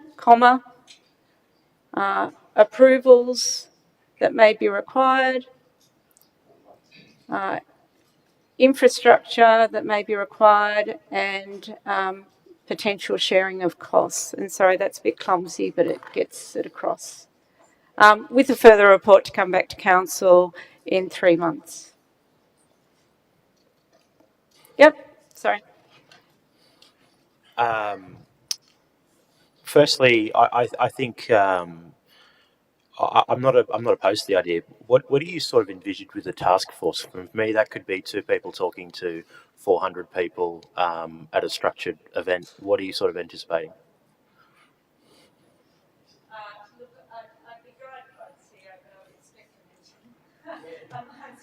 Representatives from interested councils to discuss what their need might be, what the opportunity and what the level of interest is in the first instance, and then if there is, that could bring in the state government to fast track and progress this matter in a bit more of a timely manner, particularly the expense and the planning approvals and the science that is behind it.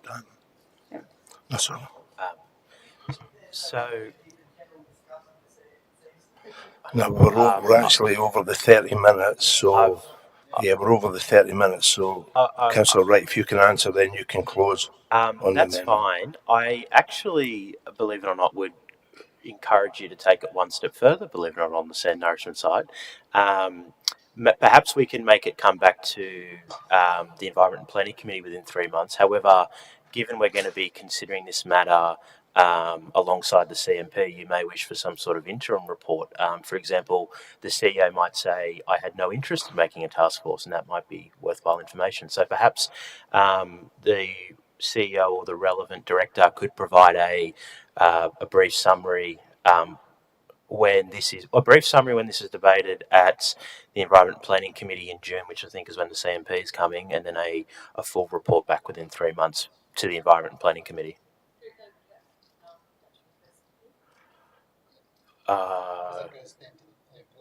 Okay, sure. I'm fine with that. So can we, for the Civic Sports stuff, Councillor Lamont has asked if we can take that to the Catchment and Coast Committee, and I'm amenable to that. Councillor Wright, would you like to close? Look, I think we've had.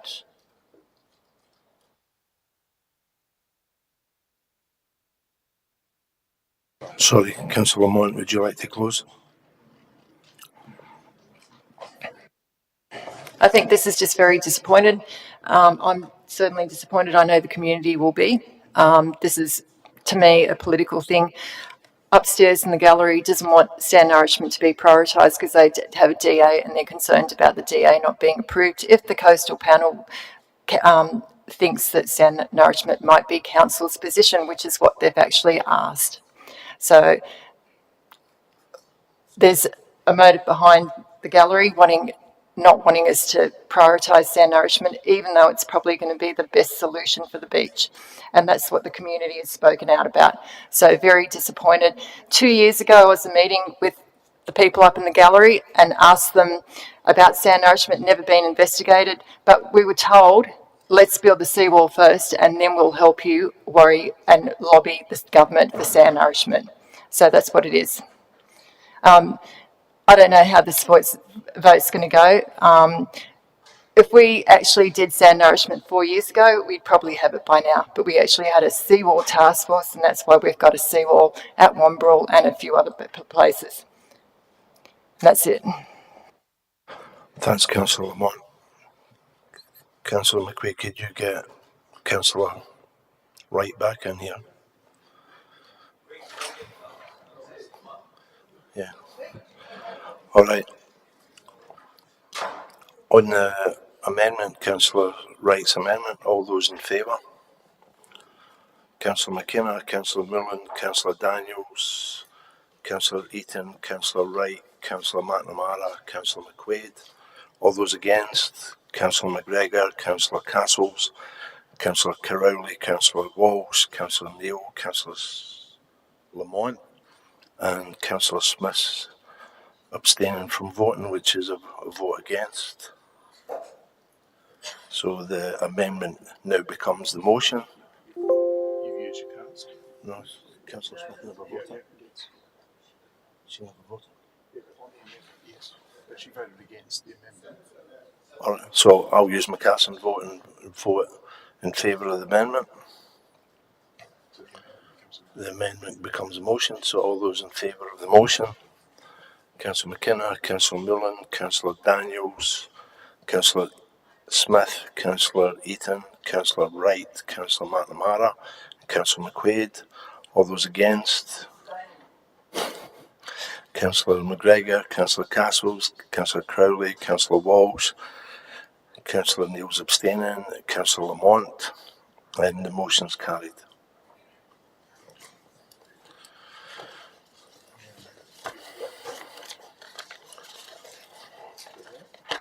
Yep. 2.1. Next item on agenda is monthly finance report for March 2.1. Councillor Wright. I am happy to move the March finance report, Mr. Mayor. Second by Councillor Eaton. Yep. Councillor Neal. The total budget is 296 million. Presently, there is a favourable surplus of 20.6 million, i.e. 2.5% as of the 31st of March 2025, and this will probably improve in the last quarter. Does the CEO anticipate that it will improve in the last quarter, and if so, by how much? Yeah, it's dependent on the financial assistance grant, which is about $24 million. At this stage, we're not certain whether that will be paid or not. If that is paid, It will be paid, just not in that quarter, I assume you mean. it's a very complex business, but successive governments of different political sides have paid us early for a period of time and not necessarily in full. So it's a bit of a lottery on the 30th of June whether we get paid or not. However, at this stage, we anticipate performing a little bit better than budget, and not the. You mentioned $200 million. No, 20.6. Yeah, 20.6 is correct, but I would anticipate that we would perform at or around that sort of level at this stage. So there would be no increase in the surplus over the last quarter, is your opinion? Because generally what happens is you get a catch-up of expenditure. So you'll normally find the first month of the year your materials and services are low, and the last month of the year your materials and services are high, and therefore my general anticipation is we'll hold about this surplus. We might perform a little bit better, and then there are some end-of-year adjustments. Ms. Rakamallara might be able to provide a little bit more information. Thank you. In relation to the financial assistance grant for this year, it's 31.5 million, and so far we have received 3.6 million. That leaves a substantial difference, which would subsume all of the projected surplus at this point in time. So that does remain a considerable risk. Although in the past we have received a fair chunk of it early, it has not always been all of it. So we need to keep that in mind and ensure that we have sufficient cash to maintain our expenditure over the last quarter, should that not arise. But other than that, I concur with the CEO in relation to where we expect to land at the end of the financial year at this point in time, and would just let council know that at the next meeting we will have the quarterly review to council, so with a lot more detailed analysis of where we stand and what the risks are. So a further question. The present surplus that we have set out for the end of the third quarter is roughly equivalent to the money that we will raise on an annual basis for the reintroduction of the special levy that would commence on the 30th of June 2031. Is that correct, Mr. CEO? The special levy will be larger than that anticipated $20 million. However, a $4 million difference, which is 0.5% of your turnover. It's about 31 mil, but it is the special rate levy in the current rates. But the $20 million, or generally the underspend, is not savings. It is things that are planned to be delivered that are unable to be delivered due to staff shortages or supplier shortages. And so for generally those funds are reinvested into the budget in later years. But yes, it is a significant proportion of that special rate levy, but with respect, Mr. CEO, saying it's not a saving because we haven't spent it because we don't have the staff is sort of not really accurate. What I'm saying is it's not a saving. It is an under expenditure due to, we said we build 10 things or do 10 things, and we've done 9 things, as opposed to saying we're going to do 10 things and we've done them for the cost of 9 things. But we still have that money from that one thing remaining in our pocket. Certainly, that's correct. No further questions in relation to the financial report. Could you put your buzzer off, Councillor Neil? Councillor Daniels. Through you, Mr. Mayor, to Director Rakamallara. I just had a question. Page 36, the capital expenditure, corporate services is $1.3 million over budget. I'm just wondering, is this also timing nature, or is that something different? I couldn't find an explanation. Yeah, that's a really good question. So for corporate services, most of our capital expenditure is in our plant and fleet area, and those tend to be rather expensive items. So excavators around 300,000, etc. There are also items that have really long lead and delivery time frames, and we tend to order them about 18 months in advance. So the adjustments throughout the year, we estimate what quarter they're going to arrive in, but they may arrive earlier or later. At this stage, we expect at the end of the financial year to spend spot on 100% of that budget. Some of it's arrived a little bit early. We do have some concerns that some of it may arrive a little bit late as well, but we seem to be substantially on track at this stage. Okay, thank you. Any further questions? All those in favour? Unanimous. Thank you. Next item on the agenda is item 2.2, monthly investment report, March 2025. Councillor Wright. Thank you, Mr. Mayor. I'm happy to move the monthly investment report for March 2025. I'm happy to second that, but I also have a question in relation to the report. Thanks, Councillor Neil. I've observed in relation to the investment report that despite being within the ratios, there is quite a high level of BBB rated investments, which would tend BBB investments higher risk, higher return, and in the environment that we are at the moment, there's advantages in that. What I'm concerned about is, do you believe that that's an appropriate level of BBB rated investments for a period which we're entering, which with a lower level of interest rate, and potentially the interest rate return would not substantiate the risk involved in that level of investment? That's a very good question because, look, it's something that I've assessed as well, and certainly I don't necessarily think it's the lowering of interest rates, but certainly there's a range of uncertainties in the world at the moment, and there will be a policy, our investment policy will be coming through the Governance and Finance Committee in June and looking at potentially some changes to that investment policy and therefore potentially some changes in the weighting of our investment holdings.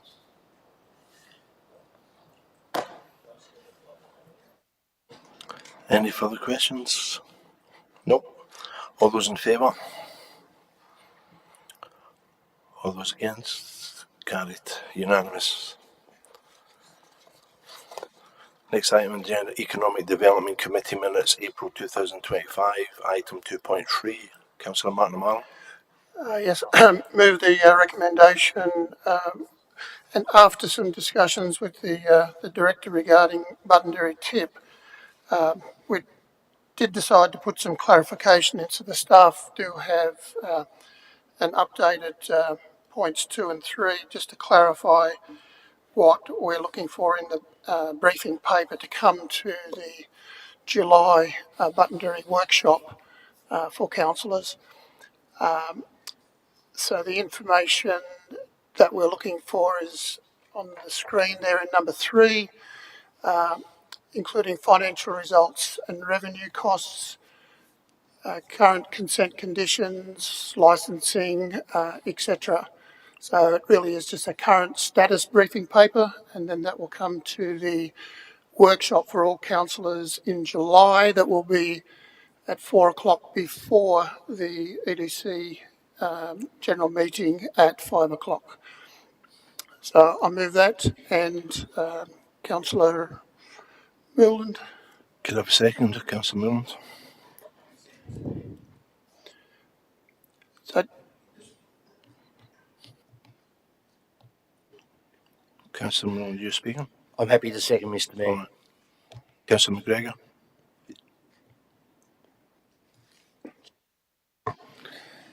Just question, if I may, Mr. Mayor.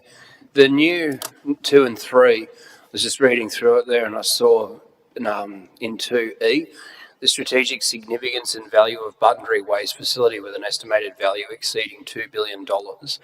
I'm happy for the director to respond to this or the mover of what's on the screen if it's appropriate, but could I just get some explanation as to what we're looking at there, where that value figure comes from and what we're hoping to encompass with strategic significance?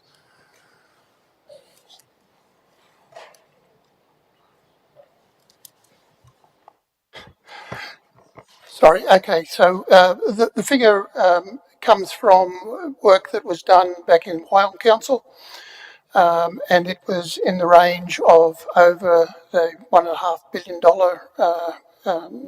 value of it, and potential value of work to be done at Buttonderry Tip because of its licences, etc.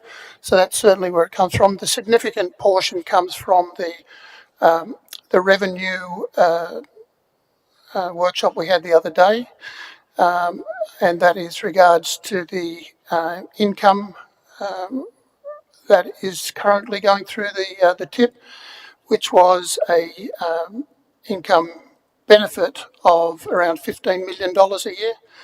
The closest that we have in revenue income in council is in the assets area is the holiday parks at about $2 million a year. So that's certainly the significance of the revenue income that a non-rate income coming into Buttonderry.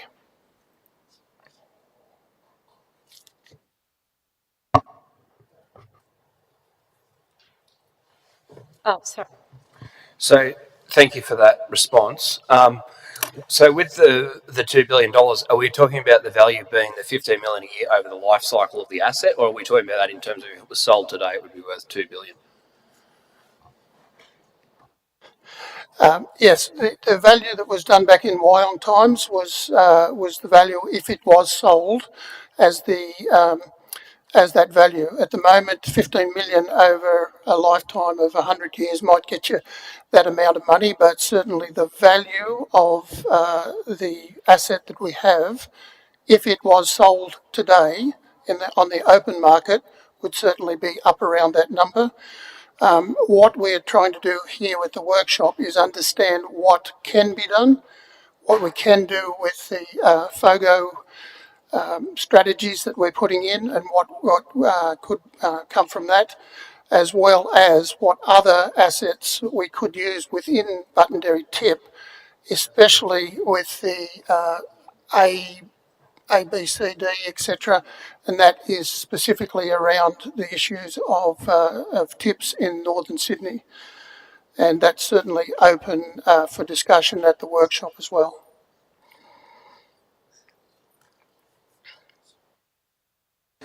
Final question through you, Mr. Mayor, to the CEO or the director, if they want to take it on board.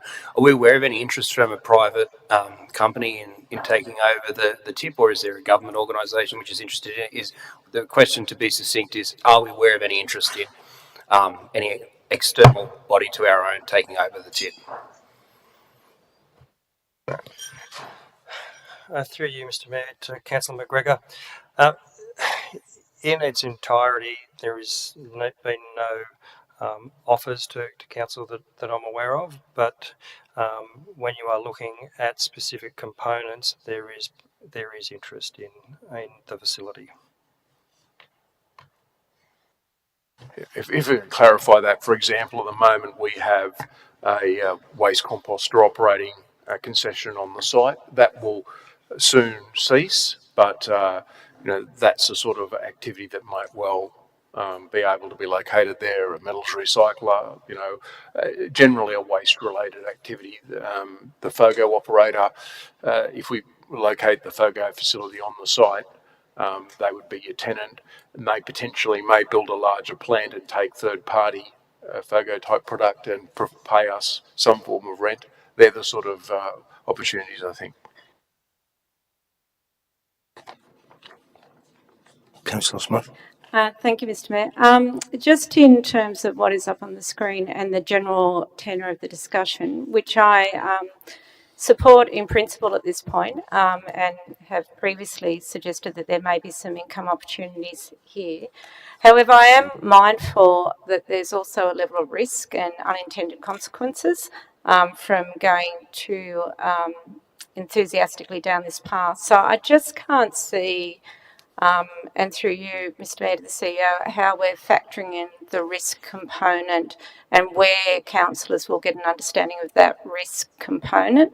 And I guess in particular, I'm mindful of governments of all levels relying on waste as income generating, and then that defeats the purpose of trying to reduce waste, which is a almost trivial example, but a real issue in terms of how full steam ahead we want to go with everything. So can I just get an understanding of how risk will be incorporated into this conversation and these documents? Yeah, through you, Mr. Mayor, to Councillor Smith.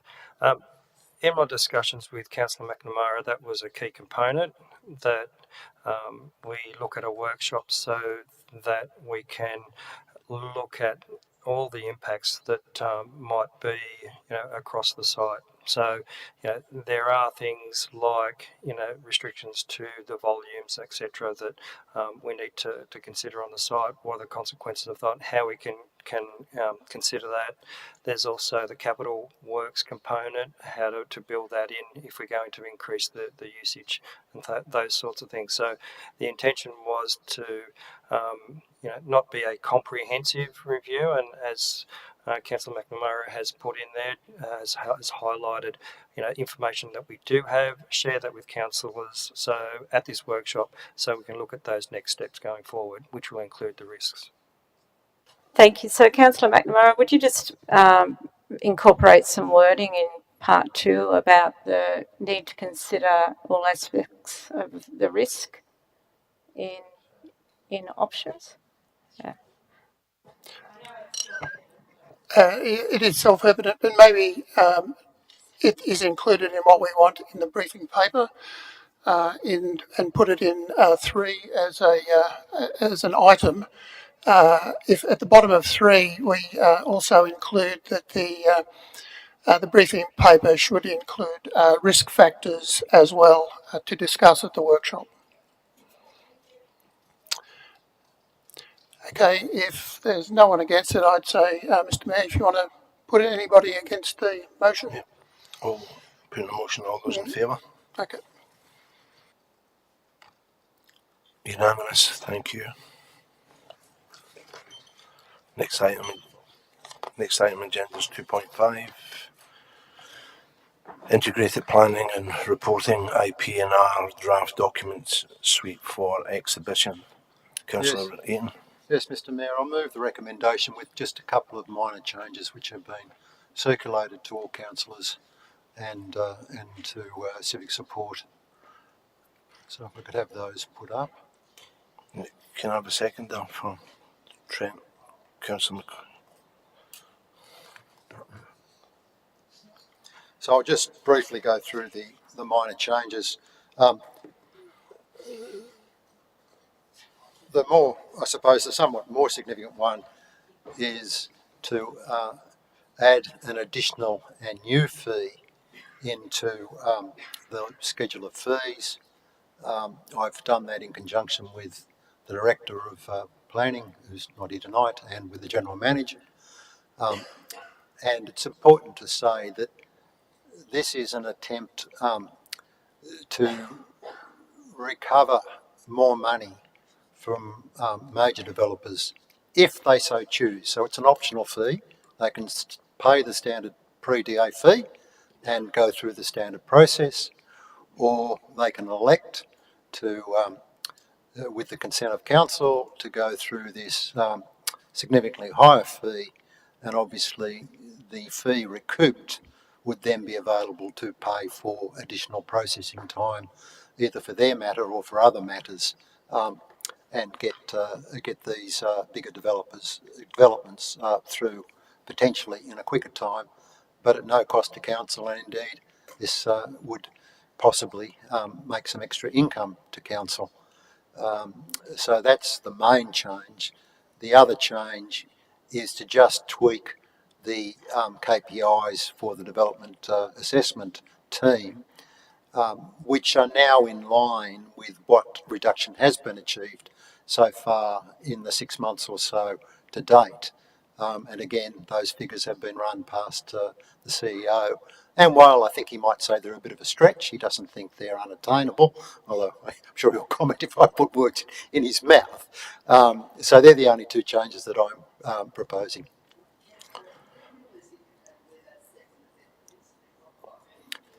So that's A and B there, 2A and 2B. Sorry.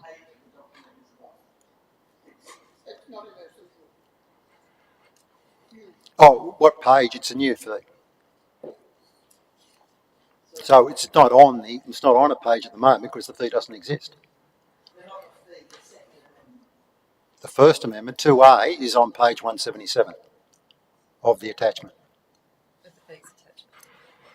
No, of the attachment 2.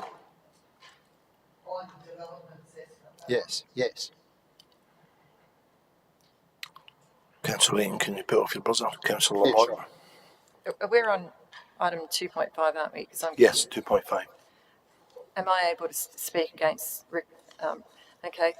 So I'm speaking tonight not to dismiss the value of the work put into these strategic plans, but to raise serious concerns about the foundation we're being asked to endorse for the public exhibition. We're being asked to release a suite of key documents: community strategic plan, delivery program, operational plan, fees and charges, and both workforce and asset management strategies, all of which are built around scenario 2 from the long-term financial plan.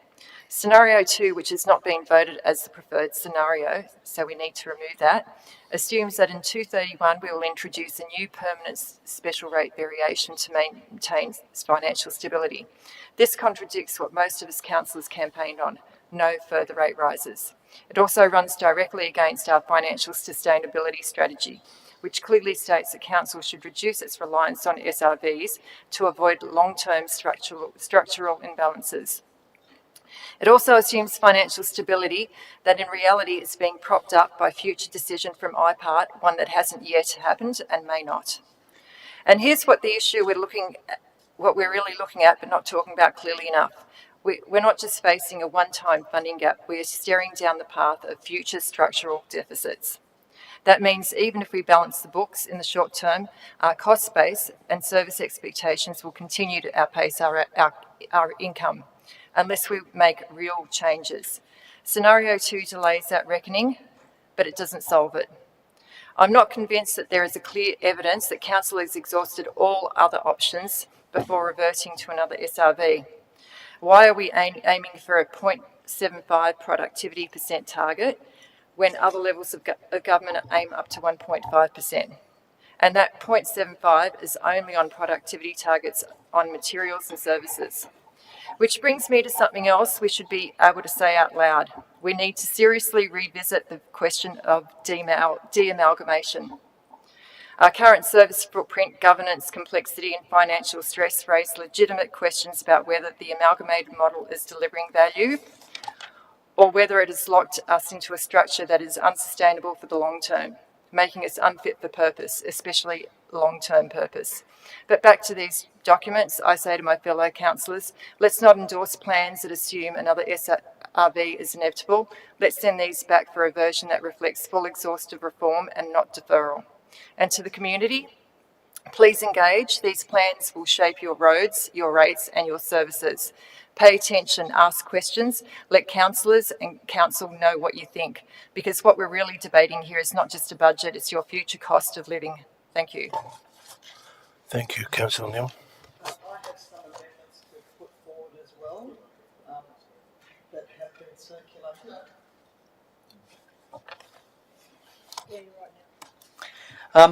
The first amendment is on page 57 of the combined documents, and it's on the page 57 which is headed Our Environment, And what I would like to propose to add as an amendment is under the section or within the same section or just between the words our environment and sustainable waste management, the following words on the left side: protection, retention and enhancement of our bushland tree canopy in urban areas.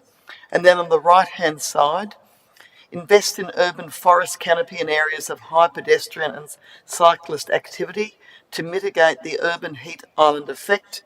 And second dot point, develop a program to provide free, long-lived large shrubs and trees to the community to assist in reducing the urban heat island effect. And just in case those words may seem familiar to you, they're actually the terms set out in the climate change policy that we adopted many years ago and referred to again at our last meeting. The second amendment that is part of that is to go to page 58, which was the following page. And you can actually go there if you open attachments of the ordinary meeting and type in this number in the right-hand column where the numbers are. It will actually take you to the right page, if that makes it easier to follow. And that is that under our place, on the right-hand column where it says the Central Coast Local Housing Strategy estimates Woiwoi's additional dwelling capacity at approximately 11,500 dwellings, and I propose to insert the words that with appropriate infrastructure development.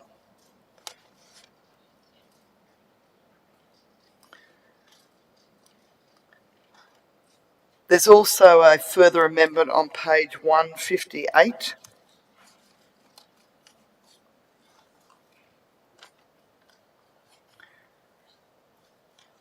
Sorry, 129, I'm sorry.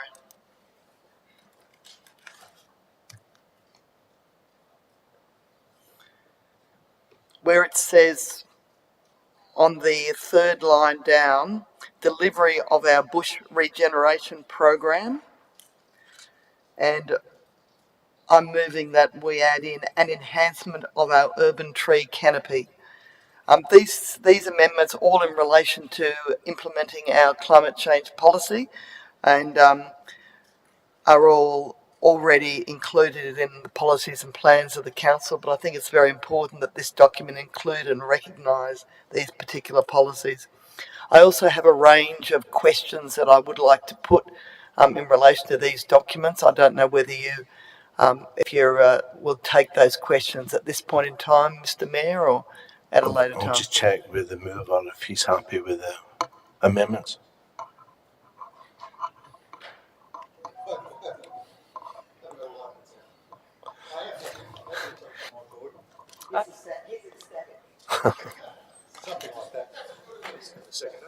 And the second on Councillor McQuaid. Yep. So, Councillor. So we'll take that as a variation and fold that into the original motion. Councillor Mont. I just had amendments as well to this item that I'd like Councillor Eden to consider. Can I just have my amendments up for 2.5, please? Yeah, that's all right. Can we just wait that we get the minutes right for the first one, for Councillor Neil's ones?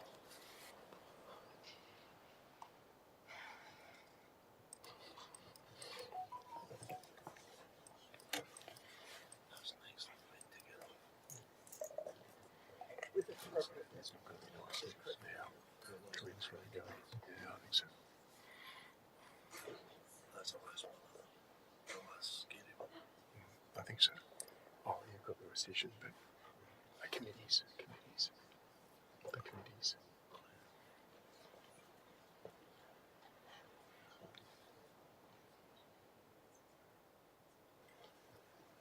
Yeah, happy with that, Councillor Neil? Yes, sir. Councillor Ray? Councillor Lamont. Yeah. Okay.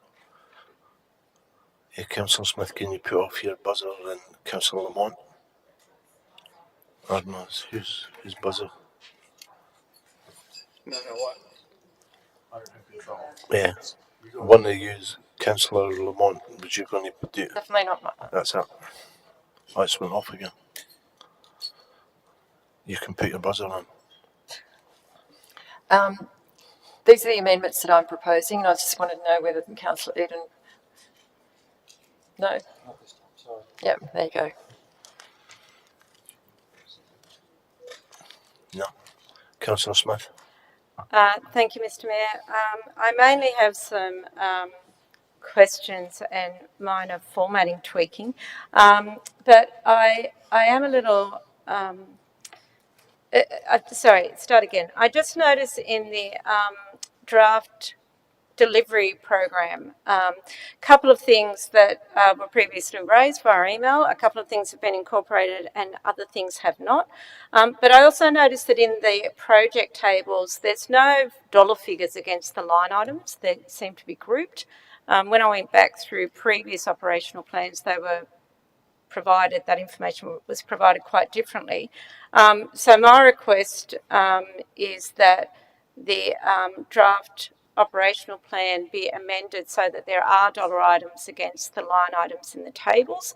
I think that relates largely to the projects and the capital works over the number of years, rather than just group them up into categories.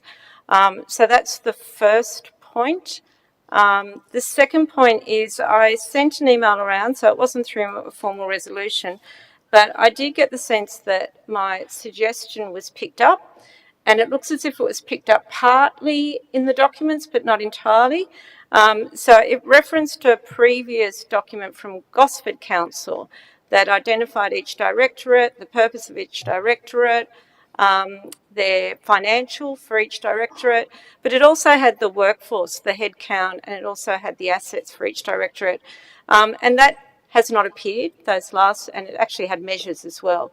So those three components have not been picked up.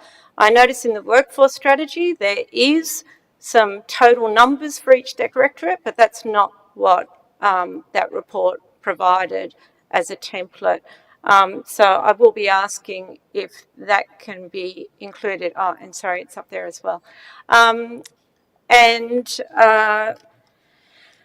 A question, so just going on from the earlier speaker that raised the budget of $35,000 for urban greening across the whole of the Central Coast. Can I get some clarification through you to the CEO?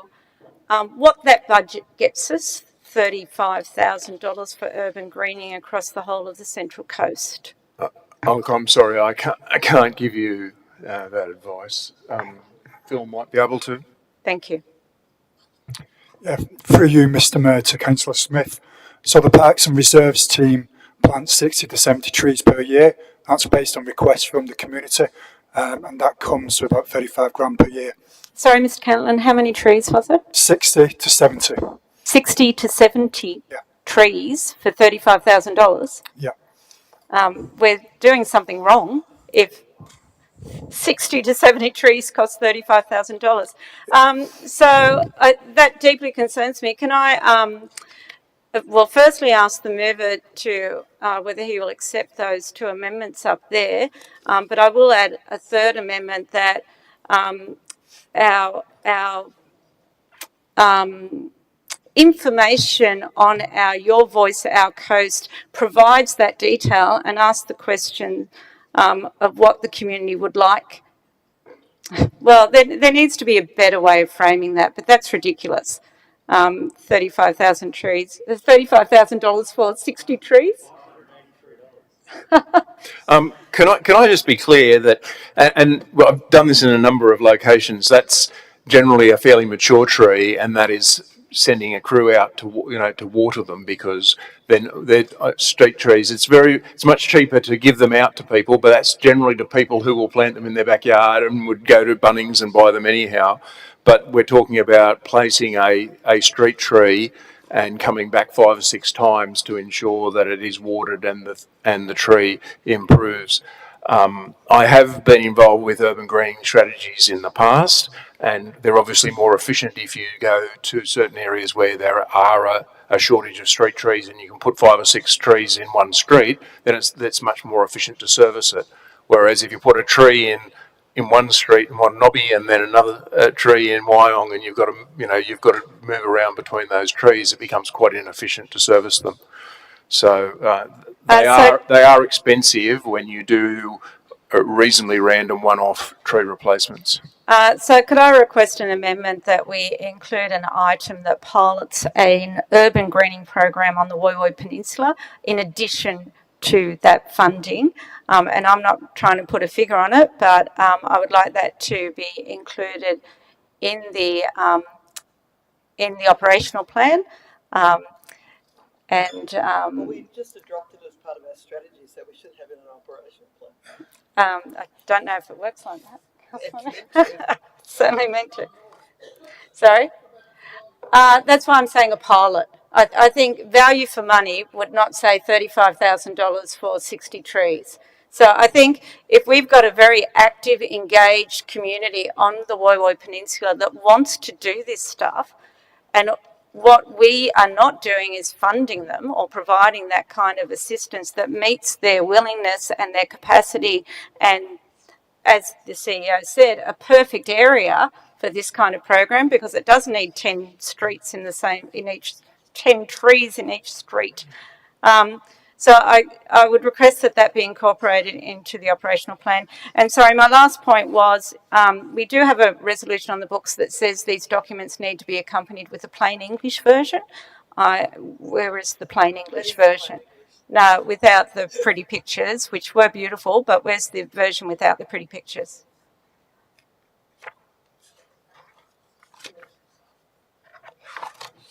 If I can just go back to a pilot program, you would need to identify some funding and potentially a funding source. My thoughts were that we would, given it's going to be in the community strategic plan, even if it's not funded in the first phase, we either identify a funding source between exhibition and adoption, or we do it at a quarterly review to fund it. So I like the first thing you said, Mr. Farmer, that we put it in the plan and adopt the Councillor Lamont, could you just put your buzzer off just now? Thanks. exhibition and adoption. So if we could get that in there. No, because it's reserved for a specific purpose. And so then to my last point about where's the plain English version that we can all read of these documents.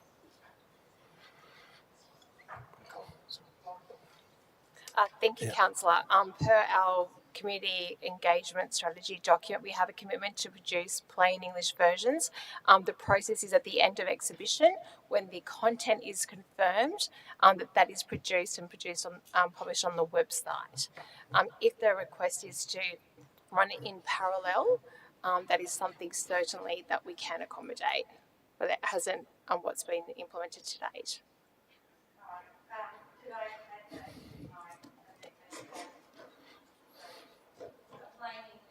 Version be prepared and provided on exhibition during the exhibition period, please.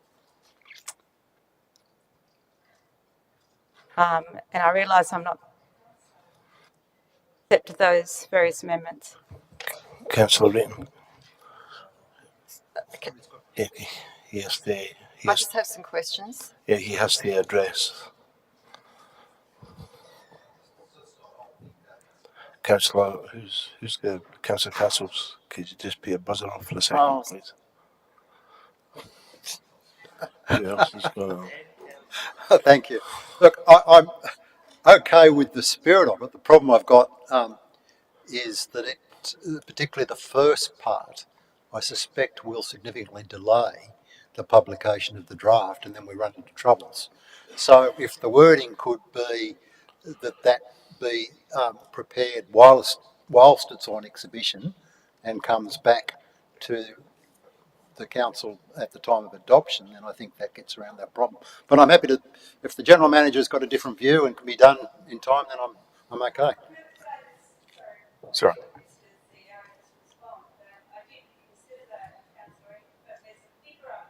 From somewhere, and it came from adding other things. So the information exists somewhere. It's just a matter of putting it in the document.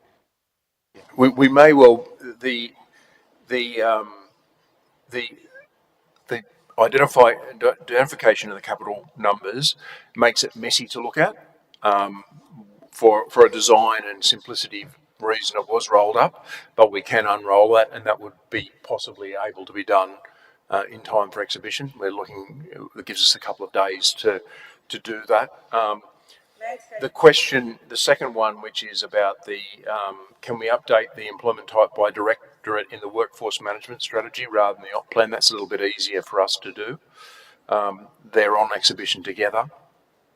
And the other piece, we do actually need to clarify exactly what we're doing if you're committing to additional funds. That's why I was suggesting we put some words on in terms of considering how we might fund that. But, you know, the fact is that we went through a significant period of identifying additional spends. Those priorities of council, they've been included in the document, and the urban greening thing wasn't raised in that process. Or was it?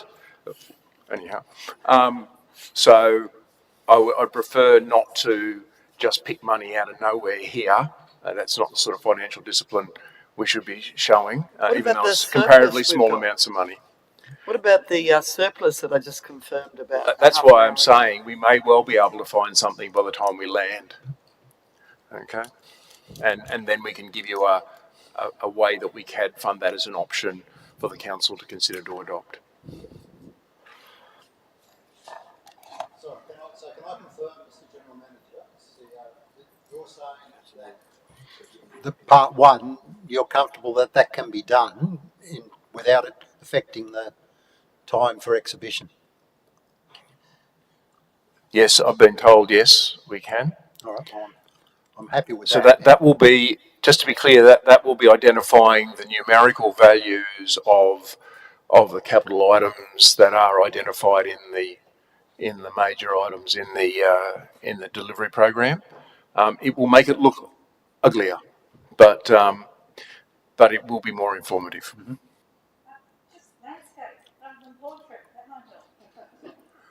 So then paragraph 2 I'm happy with about the information.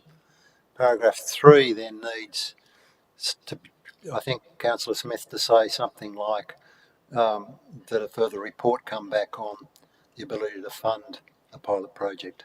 And remembering that the community members could well place a submission in this process. Remembering we're not adopting the budget tonight, all we're doing is putting the documents out on exhibition. We have to consider the feedback from the community. We'll consider those and then put a revised document to you for consideration. So that may well be the appropriate place for us to put a funded proposal to the council on that particular issue, particularly if we get a submission from the community on that, which I'm sure we will. All right, well, I'm happy with that. I think Councillor Smith's agreeing then that could come out, and the last point is fine. So I think we're in agreement, Councillor Smith. No. Got to be first for everything. I just want to clarify, we can do the plain English document during exhibition. During exhibition, it probably won't go on exhibition at the same time as the rest of the documentation, because we're planning to go on exhibition on Thursday, but it will be available throughout the exhibition period. Okay, so it won't be at the end of the exhibition period, and there'll be a place marker on your Voice Our Coast that says it's coming. Thank you. Mr. Mayor. Hold on. Listen, all right, well, the way the system works, Councillor Lamont hung up and then you jumped in, but when you go. Yeah. To the CEO, the actual document going on exhibition for the long-term financial plan does not include the estimated rates in 2035. I brought this up previously, but on page 68 of 2.5 on the agenda, you have a table there with the scenarios well put out and including the rates estimates.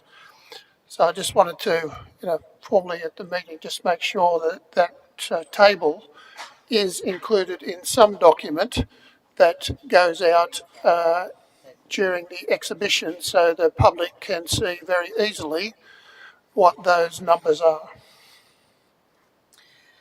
Through you, Mr. Mayor. Thank you, Councillor McNamara. It is our intention that the entire covering report as presented tonight and the resolution of council will be included as part of the public exhibition.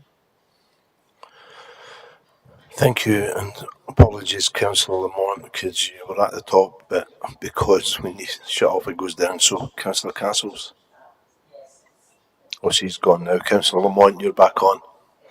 Do you want me to switch Yes, to? Councillor Lamont, we'll come to you, Councillor Castles, in a wee minute. Oh, now Councillor Neil Stoller. Yeah, sorry, I'm having a good night tonight. It keeps dropping off again. Just wanting to get a couple of, I guess, clarifications in regards to the exhibition period and the methods that will be used to engage the community. Obviously, there's been some conversation about that, but I'm just wanting to know, these are very important documents, quite clearly, and they're very important documents for our whole community, and therefore it's really important that we engage people as much as possible to understand what they're about, and to have a variety of different methods to do that, because as we all know, people learn things differently and they understand things differently and have different levels of literacy, etc., etc. Could I get some explanation, just briefly, at least through the Mayor, to the CEO, as to just a brief overview of how that would look? Thank you.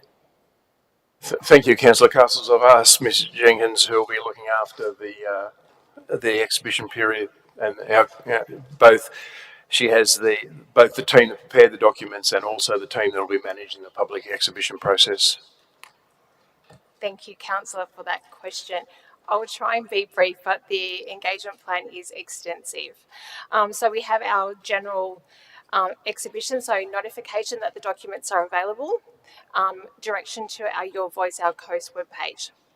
On that webpage, we will have the document. We will also have simple, sorry, I shouldn't use simple, it's not plain English, a short summary. For example, the CSP is a long document. We have a simple flyer, like a DL size flyer, that summarises the essence of the CSP. So the vision statement, what the community told us, and the 5 themes. So breaking down to the real essence. So people that want the short, just give it to me sharp. That will be on the Your Voice, Our Coast website. So the full documents and an abridged brochure. We have our place-based engagements, which councils are aware of, and we started promoting that. We'll also be doing advertising on radio, extensive newsletters. We have the cinema will be advertising and encouraging community to be familiar with those documents.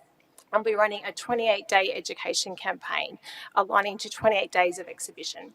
There's a lot of information in these important documents, and you may recall from our briefing, I know they're not the most exciting documents to some people, but as we've ascertained this evening, they are incredibly important and set the tone for the future.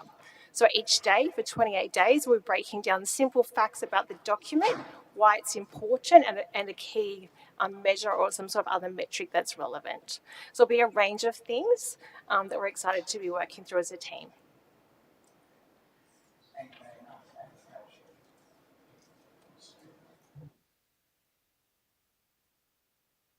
Councillor Lamont.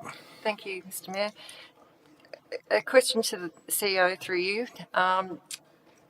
With the calculations in the long-term financial plan, do they actually include the efficiency target? Does it actually include water and sewer? Water and sewer operates as a separate business. Our long-term financial plan is general fund waste and associated issues. The intention is, because water and sewer is operated as a separate entity under IPART, it's not included and it runs through its own set of financials with the expectation it essentially breaks even over the life of the business. So it does include the efficiency target, does not include. No. Water and sewer is essentially self-funded, and it has to manage its own efficiency targets and its own issues as assessed and determined by IPART. Of course, council will be part of that process, but the long-term financial plan focuses, because they're a completely separate fund, this focuses on general fund. And with this last state rate variation, I think one of the conditions were that you had to report on what it was actually being spent on every year and any variations. Has council actually done that? We've provided whatever was required to IPART during those processes. Ours was whatever we were required to do, we did. I'm not sure. It's some time ago. I think it was supposed to be an annual thing that you're supposed to report on variations as on spending.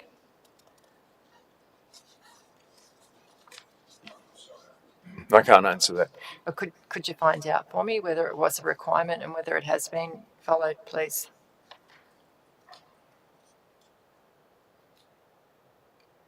Like, have they been reported publicly? Because that's the impression that I get we had. My understanding from the conditions was that it needed to be reported and not just publicly, like if there were variations on the actual, how the special rate variation was actually spent. Thank you.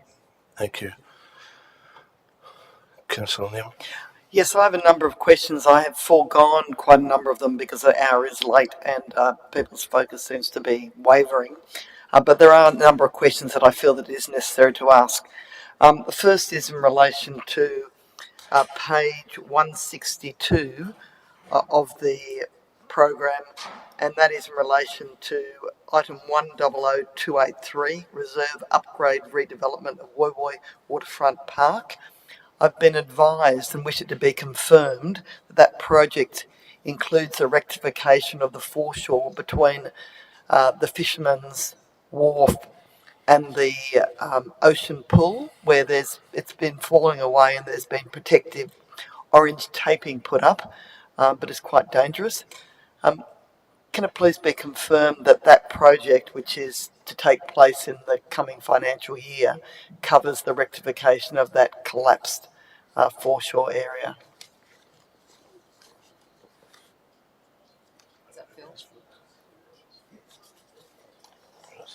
Sorry, for you, Mr. Mayor. As per my email today, Councillor Neal, staff have put some bollards around the pool to make it safe, and there is budget in place to fix the rectification works of the baths.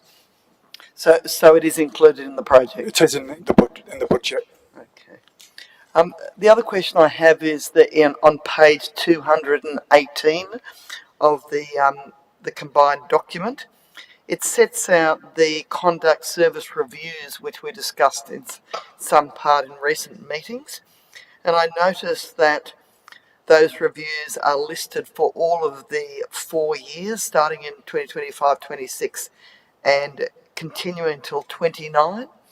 Could the CEO please advise if that is actually correct, that those reviews will continue for the entire 4 years? So it is correct that is actually, oh, sorry. It's correct that that's actually a 4-year program, but each of those reviews will take place in a distinct year, and it's a matter of prioritising those accordingly, which we've started workshopping with the councillors, but we intend to do more work on that. So there will be reviews for the entire 4 years, but there'll be different reviews within each year? That's correct. There will be at least 2 reviews each year of the 4 years. Thank you, Director. Lastly, I'd like to refer to page 222, which sets out corporate services. And it sets out that the operating income, including rate income, is 315 million, and it increases every year. What is the source of that increasing income?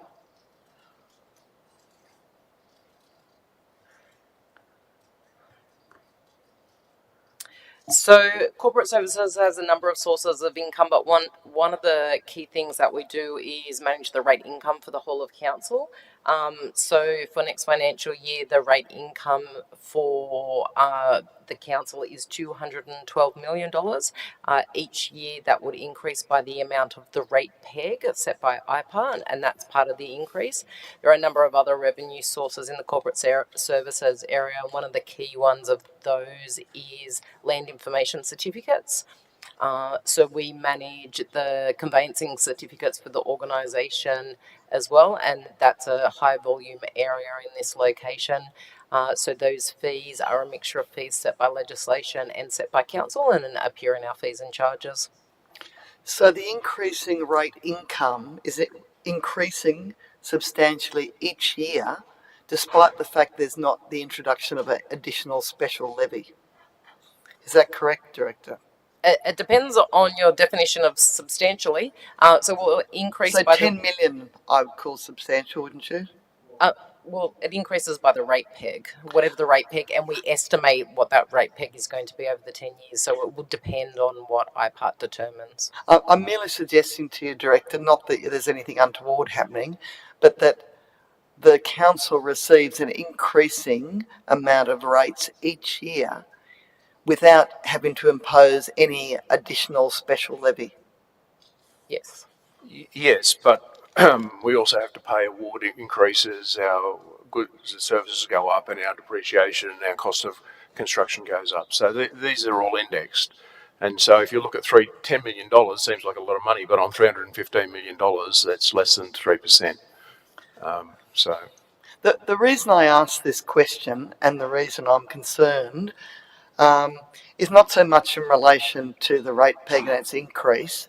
That's obviously a calculation made by IPART, which envisages the increasing costs and allows further funds for council to meet those costs.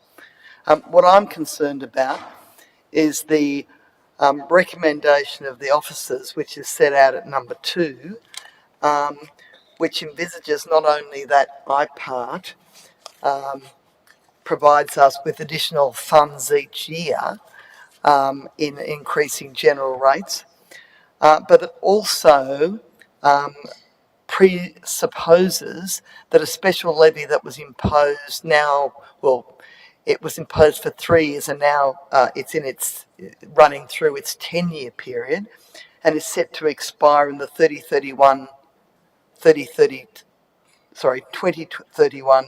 2032 year. It is envisaged in option 2 that continue. This is a levy which was partially to provide for increasing costs, but also on the calculations of the council itself, that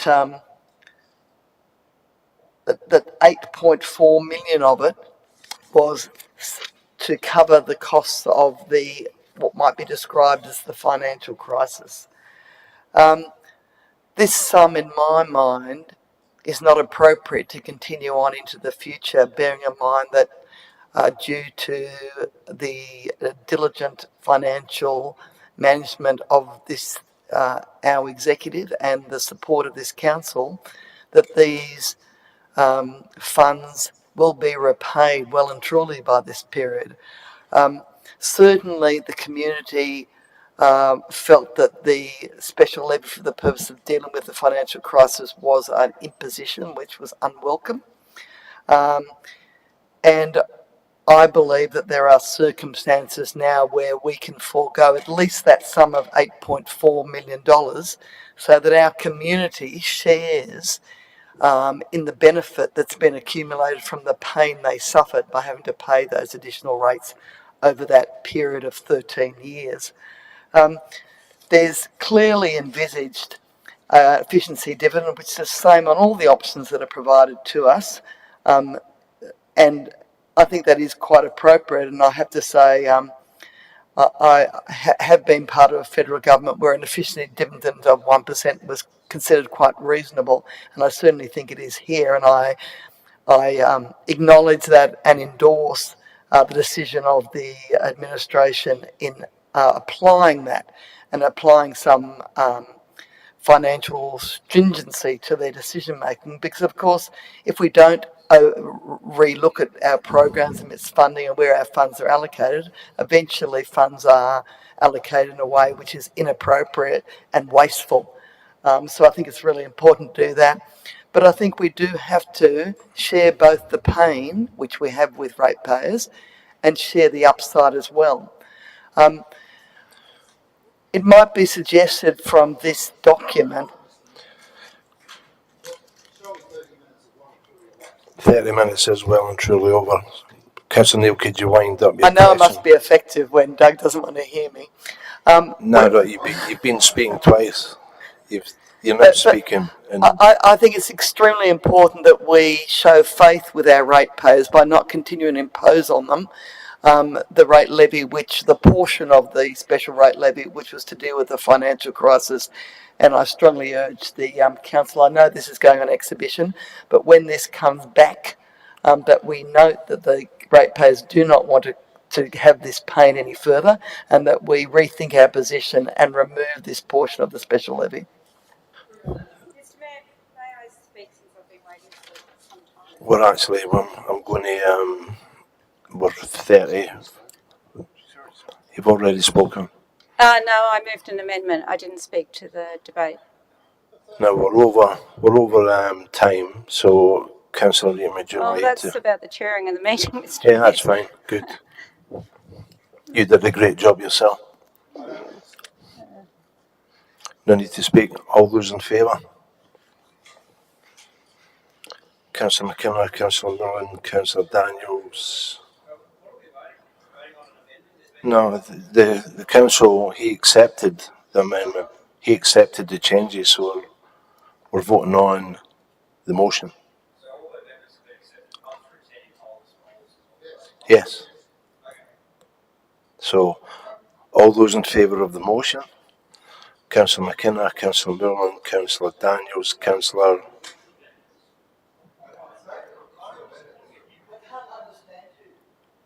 Councillor Smith, are you voting for the amendment? No, the motion. There's only a motion. There's a substantive motion. There's no amendment. There's a motion. Oh, yeah, just the one motion. So, back on. So, Councillor McKenna, Councillor Millen, Councillor Daniels, Councillor Neal, Councillor Walsh, Councillor Castles, Councillor McGregor, Councillor Eaton, Councillor Stanton, Councillor Wright, Councillor McNamara, Councillor McQuaid. All those against? Councillor Smith, Councillor Lamont. Carried. And if I could just clarify, Councillor Lamont, that we provide in annual report the information on the special rate variation. Next item on agenda is 2.6 committees and subcommittees and council matters arising. Councillor Rean. Yes, thank you, Mr. Mayor. I've put a slightly amended recommendation up, and I'll move it as printed. I will just go briefly through the minor changes. Item 1 has been amended. The staff recommendation was not to allow either general businesses or notices of motion. What I'm proposing is that either the chair or 2 members of the committee can actually put matters onto the agenda. I think it's appropriate that members of the committee should be able to put matters onto the agenda. It does nominate Councillor Stanton as chair of the amalgamated coastal and dredging / whatever committee.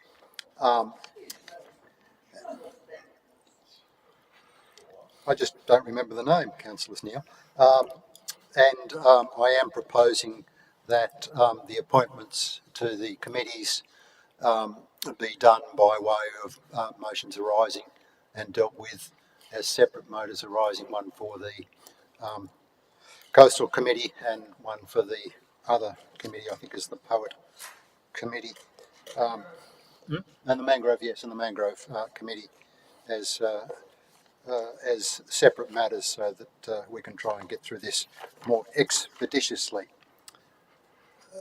Otherwise, it's in accordance with the staff recommendation. Have we got a seconder for that? Councillor Daniels? Yeah. Councillor Lamont? And Councillor Smith? Are you opening debate, Councillor Reid? Doug? Oh, was that it? Okay. I'll be moving an amendment, Mr. Mayor, if I may. I'll ask the staff to put the amendment up on the screen. And I'm not sure about the meeting procedure, but I'd prefer to move a procedural motion that we consider it in seriatim rather than in bulk. So I'm not sure. I'll seek the advice from the CEO the best way to do that. Do I need a seconder to move that procedural? It's not really a procedural. That's a motion. A motion, yeah. Okay. And you'd put so I can't have two motions on the floor at the same time. No, so you'd Okay. have a foreshadowed motion to deal with it separately, or you could ask the indulgence of the mover. I already did, and that was refused. So we can put up the entire motion, and if you like, I can walk through it so that councillors have an understanding of it. I'll just check I have a seconder. Councillor, was that Councillor Lamont? Yep, second.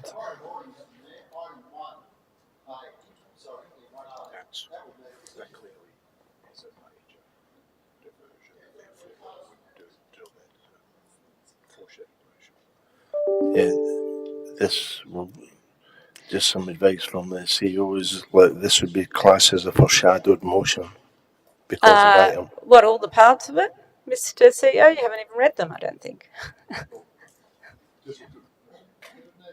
I just looked at the first point. That's quite significant diversion from.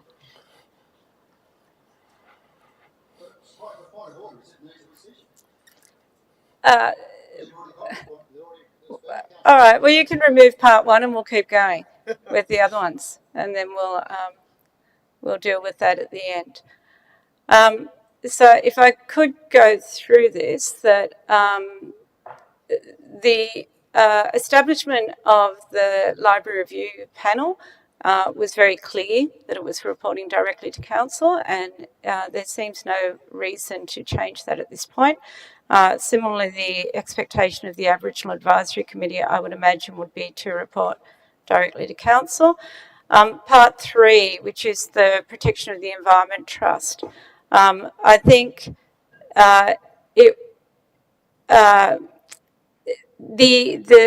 the information that's been provided by staff and the recommendation by staff, I believe, is in error. And it is very clear from the legal trust deed that the poet requires the establishment of a management committee under clause 22 to oversee the public fund. There is some disagreement with staff about whether there is anything in the public fund. I think Mr. Chestnut, in speaking, highlighted that there is a significant amount of donated land that should be registered and held with the public fund. And even if that was not the case, POET requires the establishment of a public fund and a management committee to oversee it, even if the balance is zero. So I think because of the unfamiliarity of staff with the history of this and the operation of POET, this motion is requesting that the previous POET committee be re-established as an interim committee to clarify those points and clarify the financial line items together with the donation of land, and that committee then report back to council. Point three supports the merger of the two advisory committees to do with catchment management. Part four confirms that those advisory committees were established with the clear intention in debate in the meeting that they report directly to council. And it is genuinely concerning that the obligation in my view of the CEO, is to implement resolutions of council with undue haste, and that includes what is clearly the intention of those resolutions through the debate in council, and that is not what appears to be happening. There appears to be a different interpretation that in some ways undermines those processes. Let me see. So we're down to point 5. Again, the terms of reference that be drafted in consultation with those councillor members of those committees. The next few are easily read. Part 7. I think, again, is to do with that. The Mangrove Mountain Advisory Committee, the terms of reference that was provided by staff does not reflect the adopted resolution of council, so that part 8 seeks to amend those terms of reference to align with what council adopted. And the final part, I put out an email to all councillors asking who was interested in being on that committee. I didn't receive responses from everybody, but the responses on the screen did respond that those councillors were interested. So that is the amendment that I am submitting. Thanks, Councillor Lamont. Councillor Smith. Oh, sorry. Thank you. Is it me? Okay. Yeah, we've got a seconder then. Councillor Lamont was seconder. Okay, sorry. You go ahead. I'll go next. That is on. Thank you.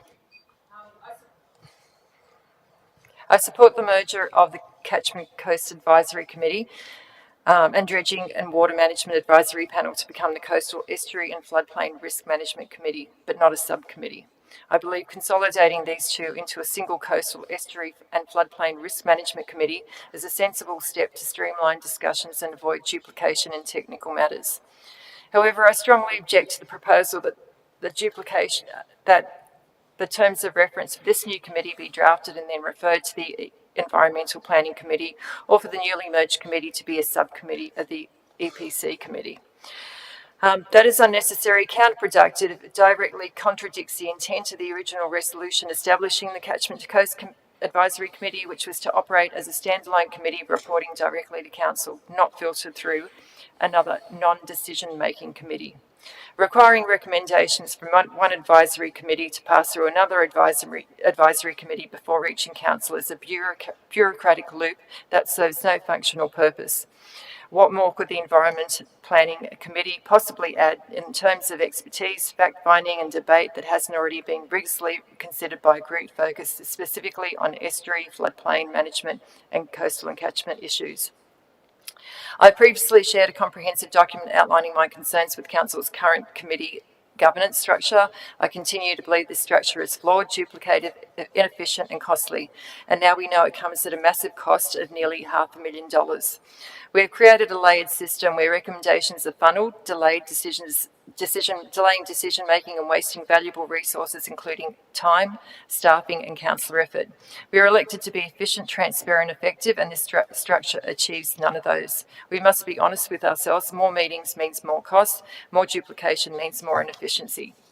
The current structure also runs counter to what many other councils in New South Wales do. Some have no standing committees at all, opting instead for specific purpose advisory committees that report directly to council. Others just use 2 standing committees composed of all councillors, with meetings held consecutively on the same day or night. These models offer more direct, efficient and cost-effective methods of governance. If all councillors are present at committee level, deliberations and debate can occur on the spot, eliminating the need to debate informal council meetings before a vote. Let's not forget our community elected us to engage in all aspects of council business. The current standing committee structure fragments councillor input and creates inefficiencies, and this model will become even less sustainable when we transition to 3 wards and just 9 councillors. It simply won't work. I urge my colleagues to seriously reconsider the need for standing committees altogether. In contrast, I commend the proposal around precinct groups. Conducting an audit and an expression of interest process to engage community organisations for geographically focused feedback is a valuable initiative. I also encourage councillors to review how precinct committees operate in other councils where they have proven successful. Finally, I must highlight the risk management section in the report reinforces my concerns. It explicitly warns that multiple committees with similar objectives can lead to confusion, duplicated workloads, scope gaps and delays. It even notes the risk that committees might become source intensive with limited benefit unless they are targeted, representative and purpose-driven. These comments validate my position that current standing committee structure is not only inefficient, it is a governance risk. Therefore, while I support merging the catchment to coast and dredging committees, I urge Council to respect the original motion and to vote to adopt a merged direct to Council reporting committee, not one subordinate to the Environment and Planning Committee, and I call for a broader rethink of the committee structure itself. Let's put community value, not bureaucracy, first. So I recommend the following amendment, to follow the amendments. Thanks, Councillor Morton. Councillor Castles? Councillor Morton? Yeah, thanks. I'm not sure, I've asked through you, Mr Mayor, I also put an amendment through to civic support. Is this the time for me to ask and put it on the board, or what's the direct process here for me? You've got an amendment afoot. You have to foreshadow your amendment. I can foreshadow it then. Yeah. She certainly can, in talking to it, foreshadow what you're going to raise, but we don't move it formally. Okay. Could it be incorporated? Oh, it's up here now, sorry. Okay. So can I need a seconder for this, don't I? Yeah. Okay. No. Okay. As an addendum? Add it in. Okay. I'm happy with that if you're happy with that. Yeah.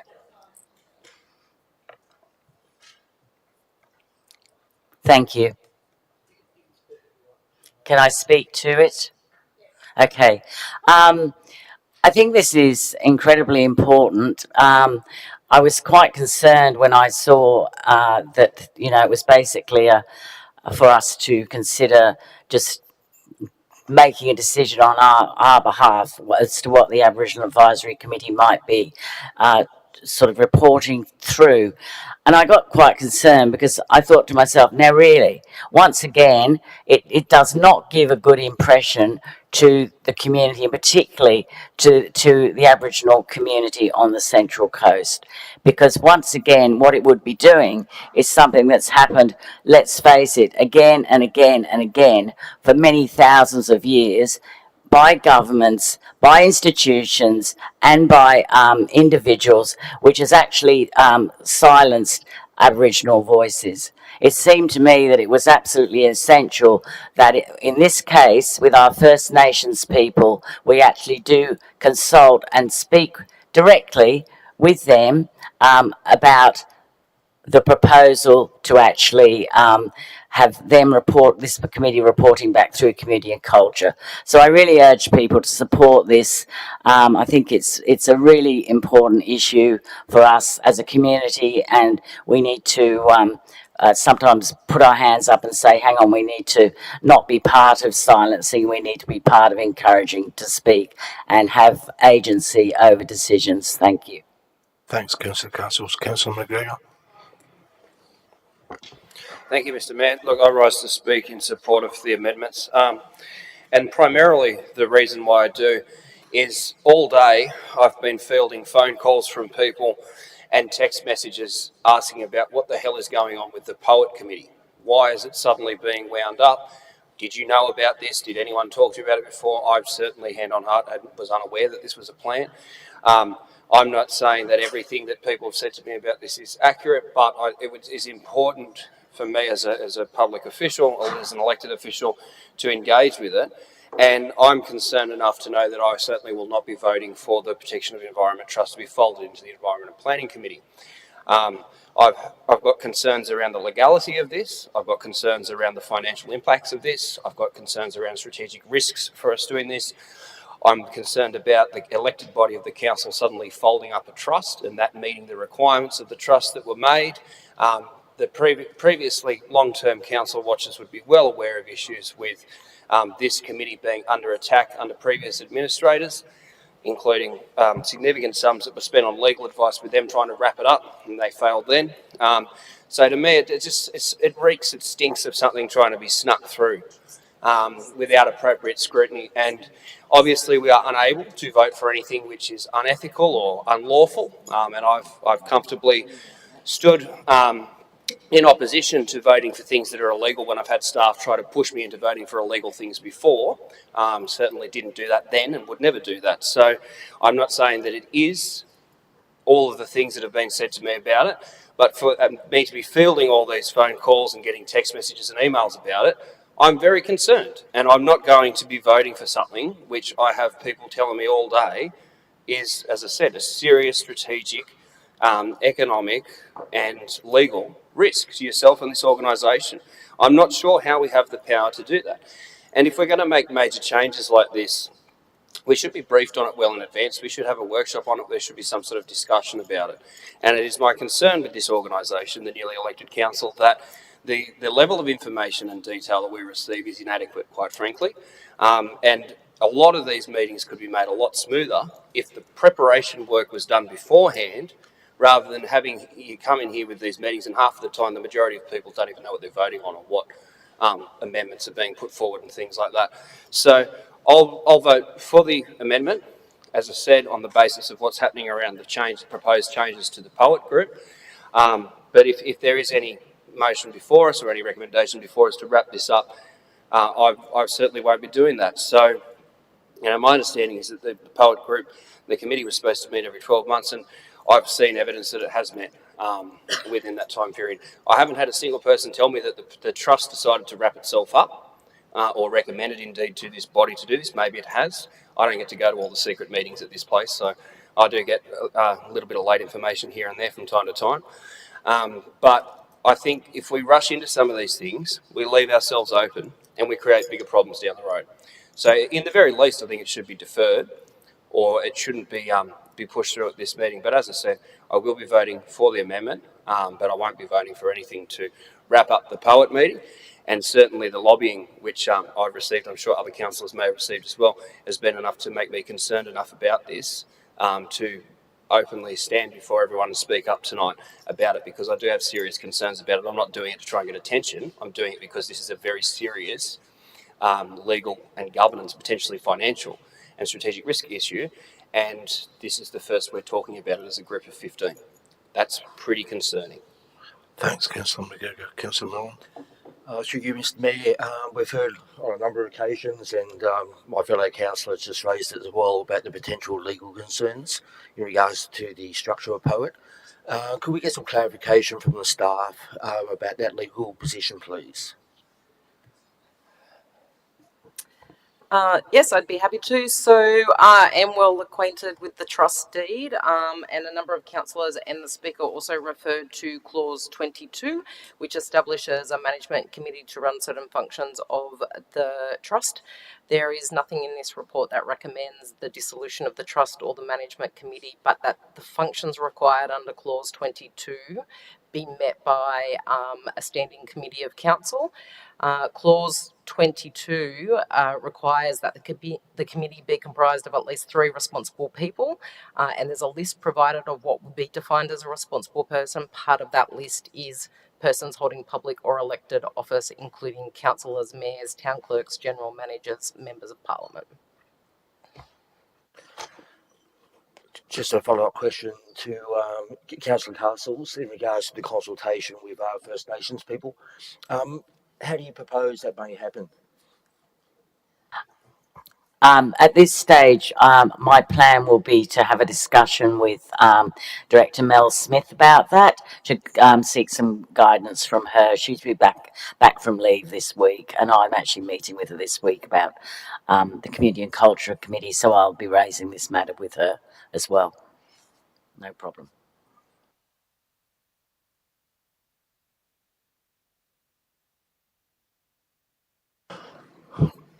Councillor Dick, would you like Right to reply.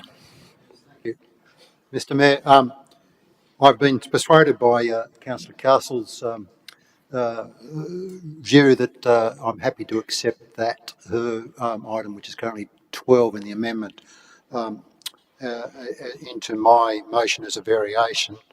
And also been persuaded by Councillor McGregor that the poet report matter should be deferred. So item 3, I think it is, of the motion, not the amendment, needs to say that a further report come to council on the functions of the Poet Protection Environment Management Trust Committee and the appointment of trustees.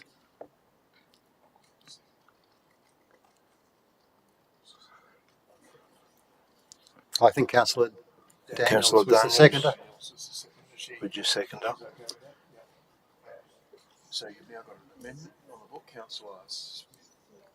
So if I can just speak briefly to that last point before I close, Mr. Mayor, I too listened to the speaker today and in fact then read the trust deed again.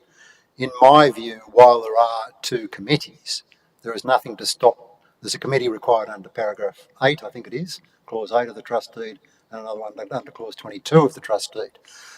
In my opinion, there's nothing stopping the same people being on the same committee. Well, effectively, but I mean, then what's the point of having 2 committees? But anyhow, while I do have some legal expertise, I'm not suggesting that I'm the answer to this tonight, and so I do think it, can I say I thought it was a very badly drafted deed because of that inconsistency, but it's not clear and therefore we should try and clear it up. Thank you. Right, voting for the amendment first.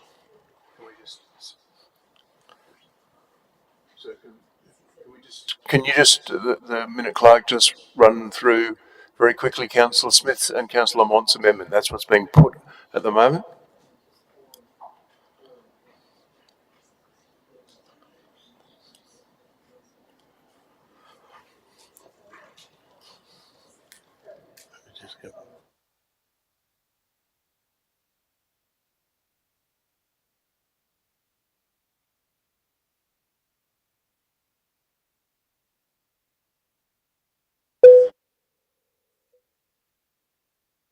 All those in favour of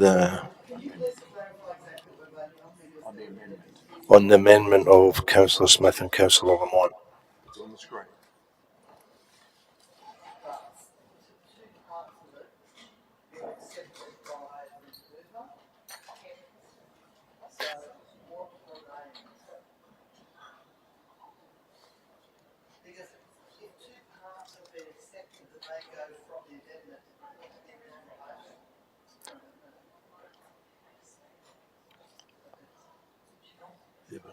So you're voting on what's on the screen, okay?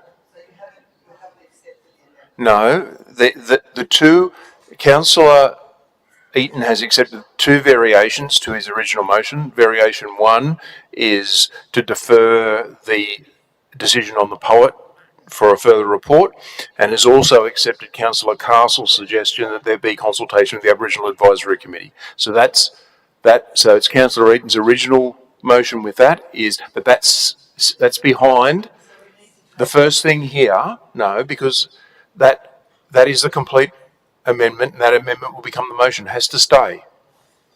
Otherwise, it falls away if it's successful. So Councillor Smith's and Councillor Lamont's amendment is what is being put. Okay? And you've seen that run through about 3 times. So all those in favour? Councillor McGregor, Councillor Castles, Councillor Crowley, Councillor Walsh, Councillor Neal, Councillor Smith, Councillor Lamont. All those against?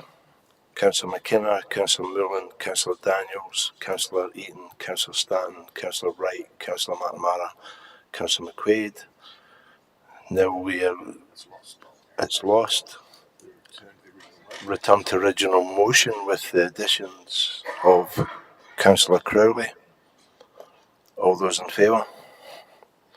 Councillor McKenna, Councillor Moorland, Councillor Daniels, Councillor McGregor, Councillor Castles, Councillor Crowley, Councillor Walsh, Councillor Neal, Councillor Lamont, Councillor Eaton, Councillor Stanton, Councillor Wright, Councillor McNamara, Councillor McQuaid, and against Councillor Smith. Carried. Now we've got the matters arising, Mr Mayor, which I would suggest be dealt with individually. So we've got the Coast Committee. So I just invite councillors to nominate for that committee, if I can do that. Then I'll nominate Councillor Wright and myself. Councillor Lamont, put a hand up as well. Yep. Councillor Smith. Anybody else want to put their hand up?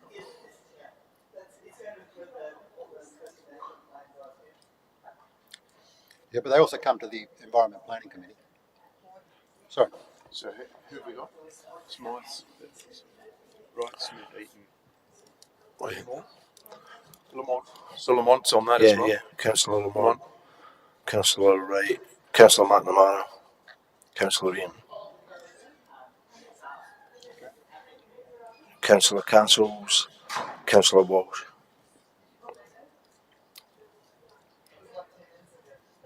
Do you want to cancel now? We're happy. You're happy to have a committee of? Is that 9? Yeah, 9, including Councillor Stanton. Yeah. All right. We're happy with those numbers. Councillor Stanton has already been nominated in the original motion. That was correct, Councillor Eden? Yes, that's and right. We should indicate in that is Councillor Stanton as chair. Yes. Well, just to clarify it, and then you've got to complete. We don't have a situation where we listed something without Councillor Castles as a chair by accident. Yes. So if we have this motion complete, then it's complete.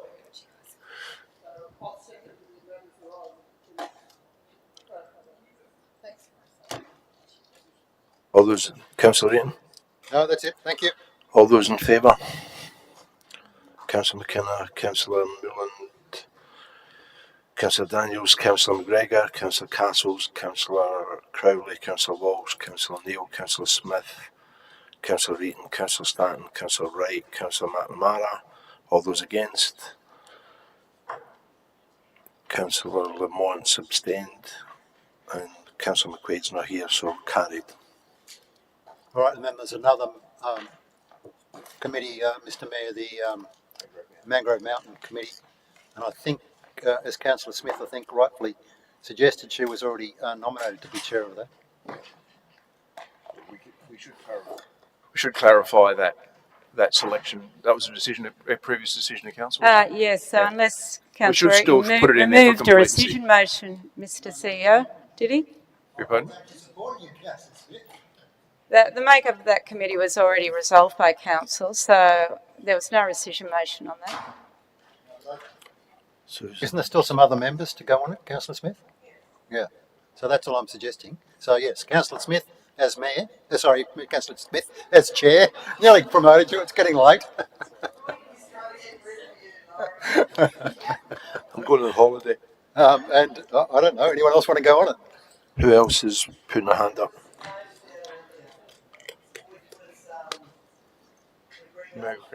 No. Councillor McGregor, Councillor Neal, Councillor Lamont, was you? Councillor Lamont, did you put your hand up for this committee? This is for Mangrove Mountain. Mangrove Mountain? Was that I think that was a no. Oh yeah. Have we anybody else?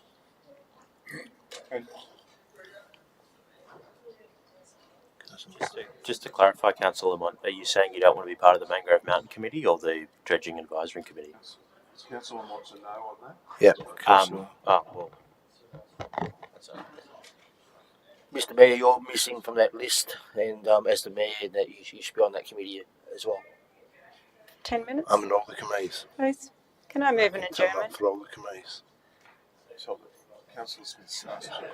Can I move an adjournment for 15 minutes? 10 minutes? 10, yep, an adjournment for 10 minutes. Yeah, thank you. Yep. All those in favour of an adjournment for 10 minutes? Councillor Mullen, Councillor McGregor, Councillor Castles, Councillor Crowley, Councillor Daniels, Councillor Walsh, Councillor Eaton, Councillor Wright, Councillor McNamara, Councillor McQuaid, all those against, Councillor Stanton, and anybody else who's not voted, abstained. Carried. 10 minutes.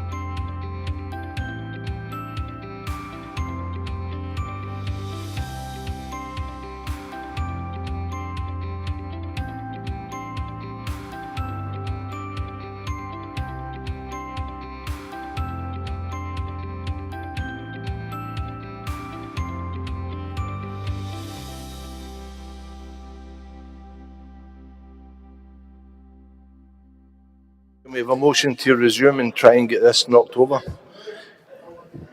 All those in favour to resume? Yeah. Hand up, everyone. To resume, yep. Unanimous. Ready to resume.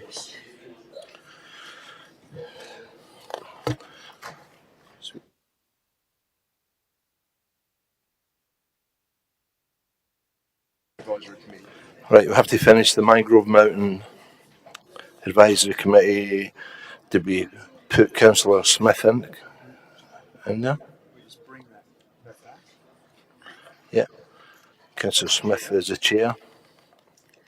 Mr Mayor, can I also ask that the terms of reference don't reflect the resolution of Council regarding the Mangrove Mountain Advisory Committee. It requires the CEO and the legal counsel to be on the committee, and that's been taken out in the terms of reference. So we don't have a rescission motion. Could that be reinstated, please?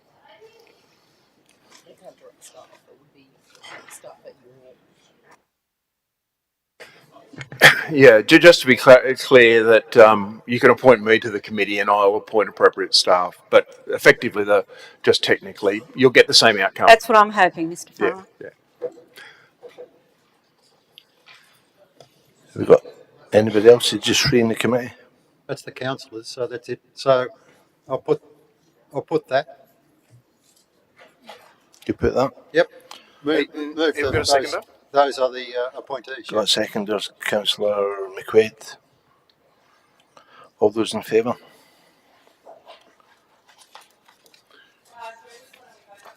Mangrove Mountain. Mangrove Mountain. Councillor, yeah, unanimous. Thank you. So I think that's it in terms of 2.6. those matters. Yeah. 2.6. Yeah, that was that. No. Oh, sorry, I've got it tagged here as Fegan's Bay 2.7. Yeah. Sorry, my numeration's wrong. I'll just move that motion, Mr Mayor. I understand Councillor Lamont started, but she's no longer here, so I'll move the recommendation, please. Thanks, Councillor Smith. Seconded by Councillor Eaton. I'm moving an amendment to that motion. Did you want to speak before I move the amendment? What's your amendment? I might accept it. That a report be provided to the council by the July. Councillor Smith, could you put off your microphone, please? That a report be provided to the council by the July meeting regarding the realignment of Monastery Road and possible solutions. If people need me to explain this, they haven't been around for the last 30 years. I'll accept that amendment. It doesn't alter No. in any way the fees. Not at all. Thank you. Any other discussion? Councillor Neal. I fully support this Fegs Bay Waterfront Master Plan. It has been a document that has been a long time coming. There was fairly extensive consultation with the community back in 24, maybe even 23, and the community has been champing at the bit to try and see the redrafted document. I've had some fairly positive feedback already, so I'm very pleased about that. The Monastery Road extension of the concept plan, though separate, is a matter that we do have to deal with.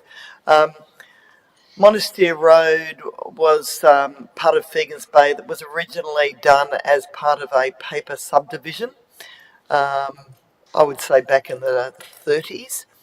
And what happened is when they actually did the physical subdivision, the road couldn't actually be where it was meant to be. So everyone placed the informal road adjacent to the waterfront, and the houses were actually built higher up the ground, which means there is some houses that are, if not on the road reserve, at least very close to it. And in fact, the road, or the informal road, is in fact on private property. This is actually a problem that has existed since I was on council in the early 90s. And that's why I'm keen to see it resolved, because back then I was told there's a solution coming, don't worry. And I left it thinking that would happen. But now I know it never did happen. So I want to work very closely with our director to ensure it does happen in the next few years, but certainly before the end of this term of the council. So I commend the motion with the addition for support. Thanks, Councillor Neal. Any other discussion? No? All those in favour? Yep. Councillor Crowley? Unanimous. Thank you. Item 2.8, Protection of the Environment Trust, request for distribution of funds for McMaster's Beach Bush Care Group. Councillor Smith, move the motion. Seconder. You've got seconder, Councillor Wright. Thank you, Mr.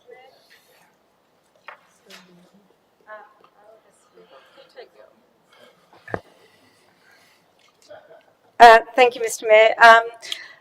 Look, this is a long-standing practice of the Protection of the Environment Trust that McMaster's Beach Bush Care Group have held funds with the trust, and at different times have requested some of those funds to be released.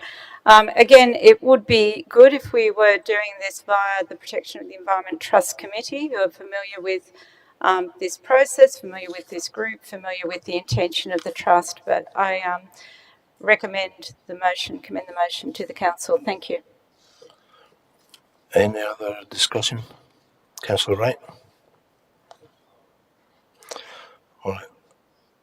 All those put the motion. Councillor McGregor. A question. Yeah, sorry. Through you, Mr. Mayor, question to the mover. Do you think, given the earlier discussion we had around Poet, that we should actually be resolving to do this with the money ourselves, or that should be made by the people who end up being the trustees or whatever it is, the committee of management, whatever you call it?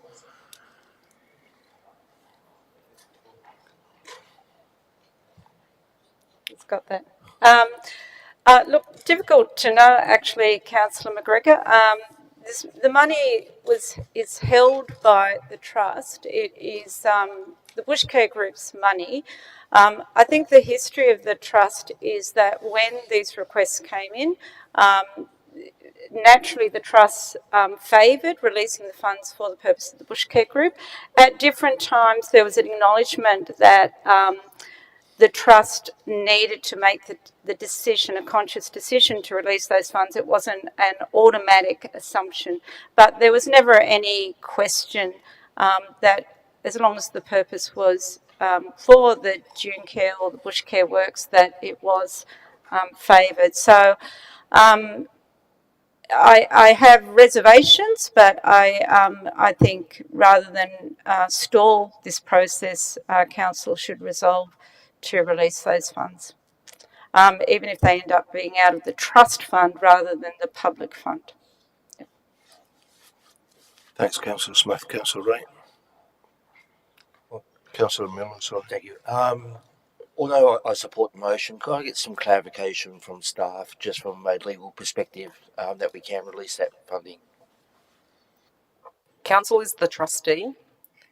A management committee provides advice and support and undertakes some other administrative roles within the trust fund, but only council can resolve to release the funds, whether or not a management committee exists or otherwise.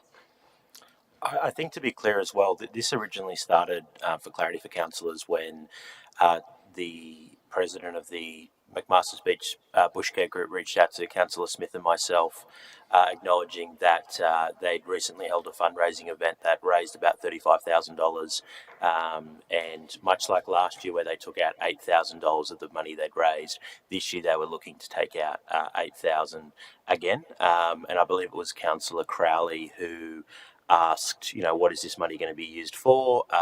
The constituent and their group has now provided that information. It's going to be used for dune care work, weeding, planting of trees, and that's coming out of the money that they've raised. Councillor Walsh. Yes, thank you, Mr. Mayor. If I could ask Councillor Smith just to expand on what her reservations might be. Thank you. Councillor Walsh, put your buzzer on.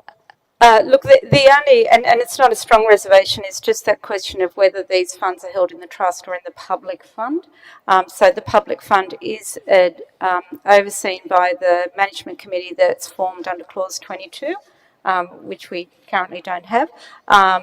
Whereas and those funds are accumulated in the public fund because they receive tax deductible donation, that they're donated and have the tax benefit.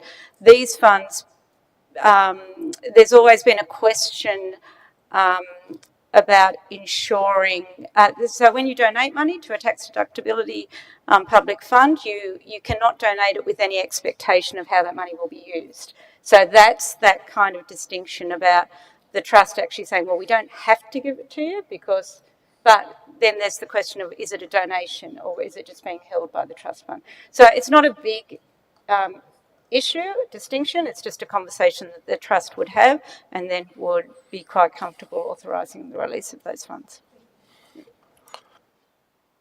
Councillor Castles. Yeah, again, just perhaps to, through you to Councillor Smith. So currently at the moment then, POET itself, the committee still actually exists, doesn't it? Or it doesn't. I'm still slightly discombobulated about that as to whether it sort of disappeared when the council term under the administrator was wound up. That's, I guess, where I'm going here, is wondering whether we need to be at least making some representations before this money. And I'm totally in support of this whole thing, but again, it's just that probity and that kind of stuff. I don't know whether you can answer or whether director can or. So again, the trust deed talks about two committees. One is a management committee, which comprises council staff that administers, and there are two funds in the deed. There's a trust fund and there's a public fund, public gift fund.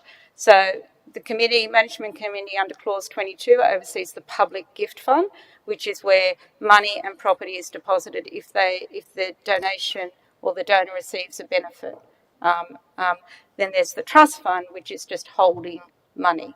And so, council, doesn't, I think it's safe for council to release that funding on that basis. Yeah. All right. All those in favour? Councillor McKenna, Councillor Mullen, Councillor Daniels, Councillor Castles, Councillor Crowley, Councillor Walsh, Councillor Neal, Councillor Smith, Councillor Eaton, Councillor Stanton, Councillor Wright, Councillor McNamara, Councillor McQuaid, and against, and Councillor McGregor abstained. Carried. Next item on agenda is 210.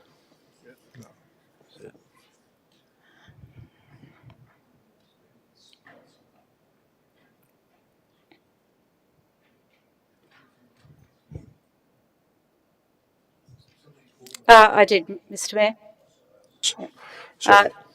Thank you, Mr. Mayor. I did provide the staff with a motion that adds to the matters on the screen, and I will speak to that if I have a seconder. Somebody second. Councillor Milland. You haven't seen it, you might not like it. Mr. Mayor, essentially, if I may talk to it, and then I will just deal with what is up on the screen. I appreciate that this is about the delegations, and as previously has been indicated, it's not that I have concerns about the delegations, more that I think councillors are approving those delegations without necessarily knowing what they're delegating. Point of order, Mr. Mayor. This is totally outside the scope of the report. It should be done by way of separate notice of motion. Yep, I agree. Councillor Smith. Sorry, Mr. Mayor? I agree with Councillor Eaton. In what sense, Mr. Mayor?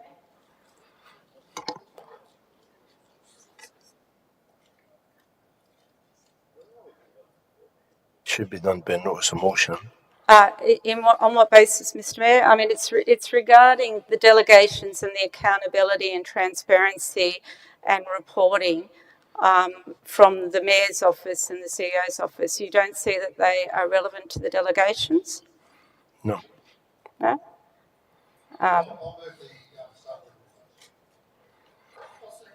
Second for staff, Councillor McNamara.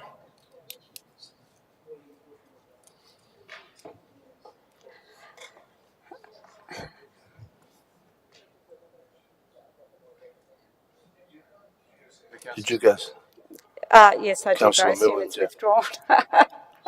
Councillor Milland has withdrawn. So that's lapsed. So Yeah. Well, it hasn't lapsed. I could have a second potentially. Is Councillor Smith got another seconder? Councillor McGregor.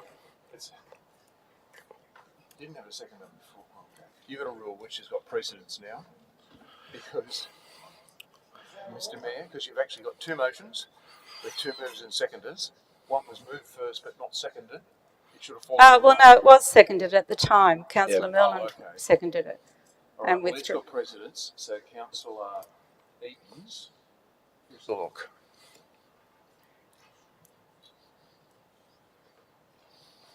There probably can be amendments. I would say that Councillor Eaton's is an amendment. Councillor Eaton's is an amendment. We're having a little difficulty hearing what I'm not sure who's running the meeting. Councillor Smith, and now she's got a seconder, Councillor McGregor. Becomes the substantive motion. Yeah. Councillor Eaton. Councillor Eaton, and who was your seconder? Councillor McNamara. Becomes an amendment. Because they're similar. So may I speak to this, Mr. Mayor? So would you like to speak, Doug? Well, you can speak to the amendment. Amendment? No. Councillor McNamara, no. Councillor Smith. Councillor Smith? I'm speaking to my motion. Amendment. The amendment. Okay. No, it was a motion. No, it's an amendment. Can we clarify the meeting process? I moved a motion. I had a seconder. The second withdrew. I had another person second that motion. And to be clear, that you have the substantive motion. Yep. Councillor Eaton has moved an amendment. The Yep. amendment is therefore on foot. So Okay. therefore, you're speaking against the amendment, I presume, Okay, if you're thank speaking you. All right, in thank favour you. of your motion. Yep. Just Okay, to clarify. all right, good. Okay, so I'm speaking against the amendment. So thank you, Mr. Mayor. So as I was saying, I have expressed some concerns about not the fact that we have delegated to the CEO and Mayor, but that I'm not entirely sure that we know what we've delegated. Obviously, there's the routine legislation, such as issuing parking fines, but there are other things that I think councillors may or may not be aware of, which brings me to ensuring that councillors have line of sight about how you, Mr. Mayor, as our nominated person in the front seat, the first amongst equals, is representing the governing body of council. So my motion expands on this amendment. It introduces some transparency, it introduces some accountability, and it's not out of the realm of what happens in other areas. So we know that ministers lodge their diary disclosures. I've had a look at some other councils. The Mayor of Hornsby, monthly reports on his activities. During my time as Mayor, I would circulate a list of what I had been doing in representing the council, the meetings that I attended, the discussions that I had. And similarly, the CEO at the time at one point started circulating his. Other CEOs with experience and expertise and good governance skills in local government similarly circulate to the councillors some of what they've been doing. Councillors don't have line of sight on the day-to-day representation of our governing body, and the councillors only employ one person in the council, which is the CEO. And I think while we are issuing all these delegations, it is not unreasonable for this council to get a regular report on the activities of the Mayor and the CEO in representing this organisation. So it is deeply concerning that, that there is a move afoot to knock this over, and what that says about transparency in this organisation. Thank you, Mr. Mayor. Thank you. Any other discussion? I'll put the amendment. All those in favour of the amendment? Councillor Eaton's is the amendment. No, that is the amendment. Councillor McKenna, Councillor Millen, Councillor Daniels, What have you got to hide? Councillor Eaton, Councillor Stanton, Councillor Wright, Councillor McNamara, Councillor McQuaid. Can we just clarify, is this the adoption of the recommendation before us? The staff recommendation is the amendment. Councillor Smith's is the motion, because she got in first. No, but what I'm saying is this the recommendation of the officers?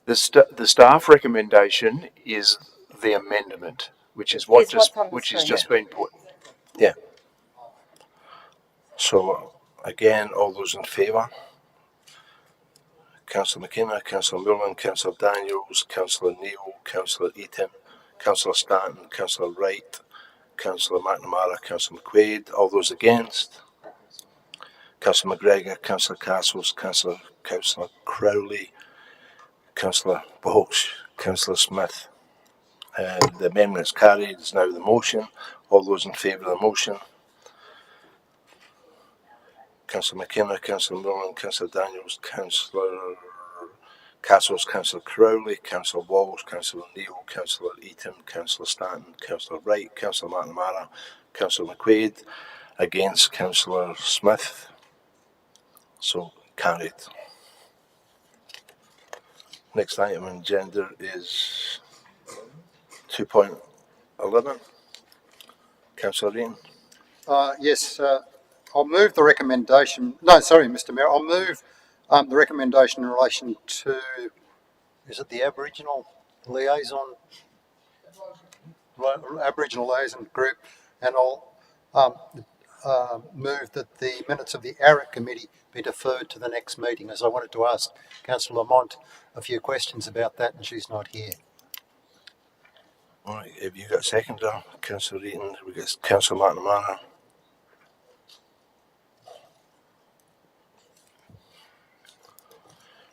Any discussion? I'll move an amendment, Mr. Mayor. Councillor Smith. Yes, so if I could ask the staff to put the amendment up on the screen.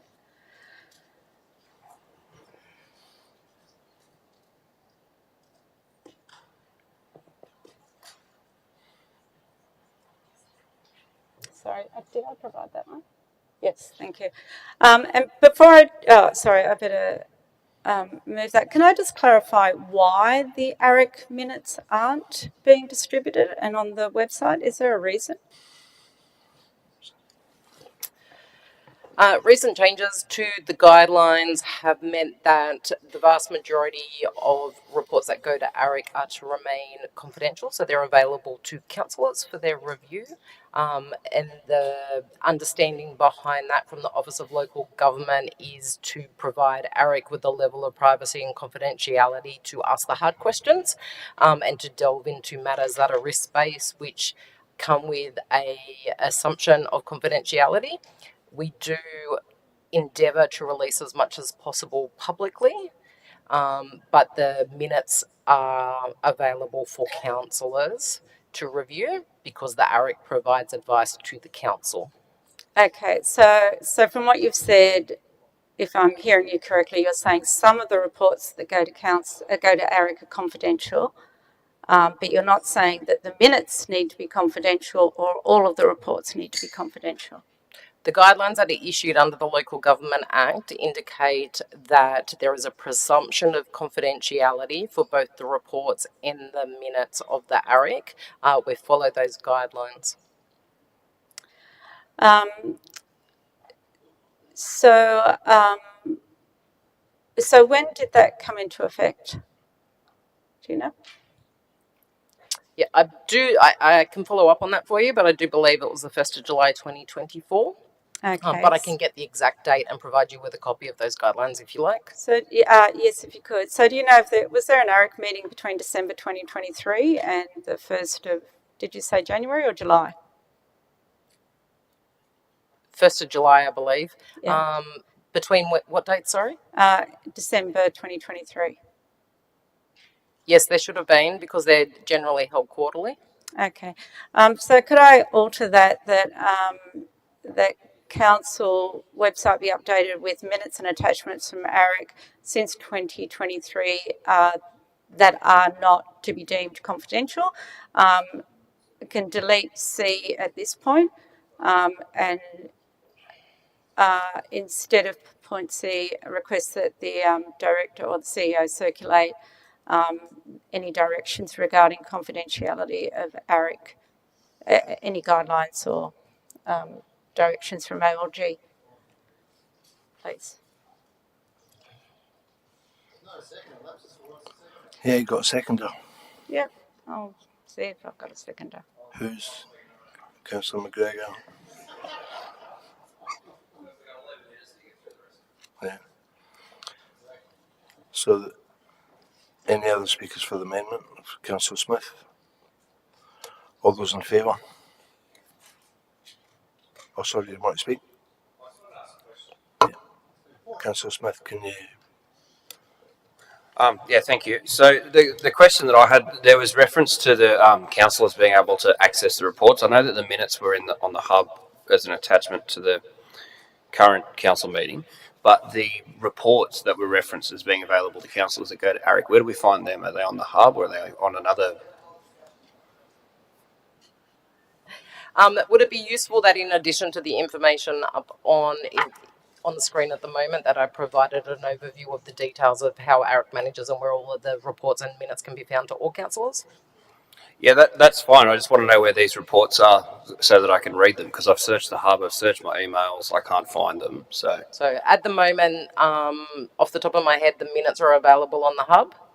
yeah, the minutes are, but the reports that go to ARIC that were referenced earlier as being available for councillors. I was referring to the minutes, but I can follow up that question for you. Thank you. Any other discussion? All those in favour of Councillor Smith's amendment? Councillor McGregor, Councillor Castles, Councillor Crowley, Councillor Walsh, Councillor Neal, Councillor Smith. All those against? Councillor McKenna, Councillor Millen, Councillor Daniels, Councillor Eaton, Councillor Stanton, Councillor Wright, Councillor McNamara, Councillor McQuaid. So the amendment's lost, and now we vote on the original motion. All those in favour of the original motion? Councillor McKenna, Councillor Millen, Councillor Daniels, Councillor McGregor, Councillor Crowley, Councillor Castles. No, just the original. Oh, it's a staff recommendation. Sorry, no, the adjustments. Sorry, it's the original motion of Councillor Eaton's, which is there in front of you. Yeah. Councillor, hands up again, sorry. Councillor Walsh, did you have it up? Councillor Neal, Councillor Smith, Councillor Eaton, Councillor Stanton, Councillor Wright, Councillor McMahon, Councillor McQuaid. It's unanimous. Thank you.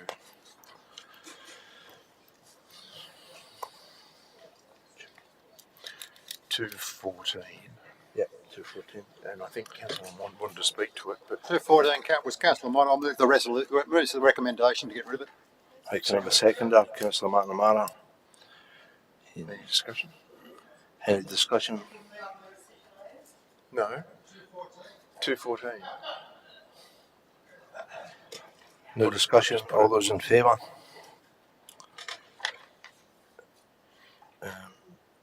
Councillor Neely, your hand. Yep. Unanimous. Thank you. 3.1. 3.1. Rescission motion, strategic property acquisition, coastal open space, 2 Toomey's Road. Councillor Castles. Yes, thank you very much, Mr. Mayor. Yes, I would like to move a rescission motion. I move that the following resolution, carried at the ordinary meeting of council held on 25th of March 2025, be rescinded. and that was 630/25, that council not acquire the property of 2 Toomeys Road, Mount Elliot, lot 232 DP 755. I move that way. Can I have a seconder for that? Councillor Neal. Thank you. Councillor Castles, do you want to speak? Yes, I'd like to speak to this. Certainly, I have to say, at the meeting held on the 25th of March, I was actually quite taken aback that this was actually, the decision was made not to acquire the property. It's quite clear from looking at the property, knowing that we had funds in the externally restricted COS reserve, that there was funding for this particular type of thing. I feel this was an opportunity missed, and I thought it was really important that we revisit it because of the value of COS and the fact that, as far as the Central Coast is concerned, it has been a huge success in terms of the environment, and we need to continue on with this work, particularly more so with climate change, etc. So I'm really hoping that perhaps there may be a reconsideration, and that we may actually get this rescission up, because I think it's would show, as councillors, we're doing the right thing by the community, by the environment, and by the good use of funds that are in the COS reserve. Thank you. Thanks, Councillor Castles. Councillor Wright. Or, sorry, Councillor Daniels. Or Councillor Wright. Oh, okay. Look, I'm a bit of a fan of Councillor Castle, so I'm inclined to critique her. However, look, rescission motions, considering, we often have a lot of business, they are for new information. I just want to point that out. However, the idea of rescission motion is you have to raise information that's new. Well, I can't argue with anecdotal evidence from Councillor Neal. However, I did have a question through you, Mr. Mayor, to the Director of Environment and Planning. In the Avoca Beach community, there is a plot of land that I believe is currently for sale opposite the bowling club, and it's of a similar nature of what was just discussed. Has that ever been looked at for COS land? It's privately owned land. It's not owned by Bob Pickett.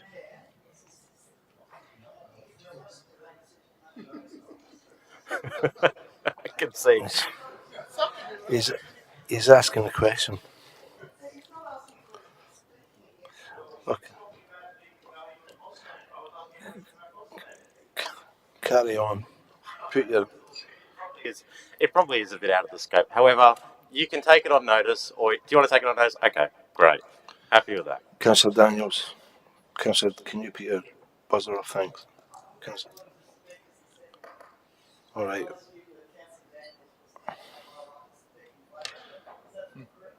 I just had a question, but you can go first if you like.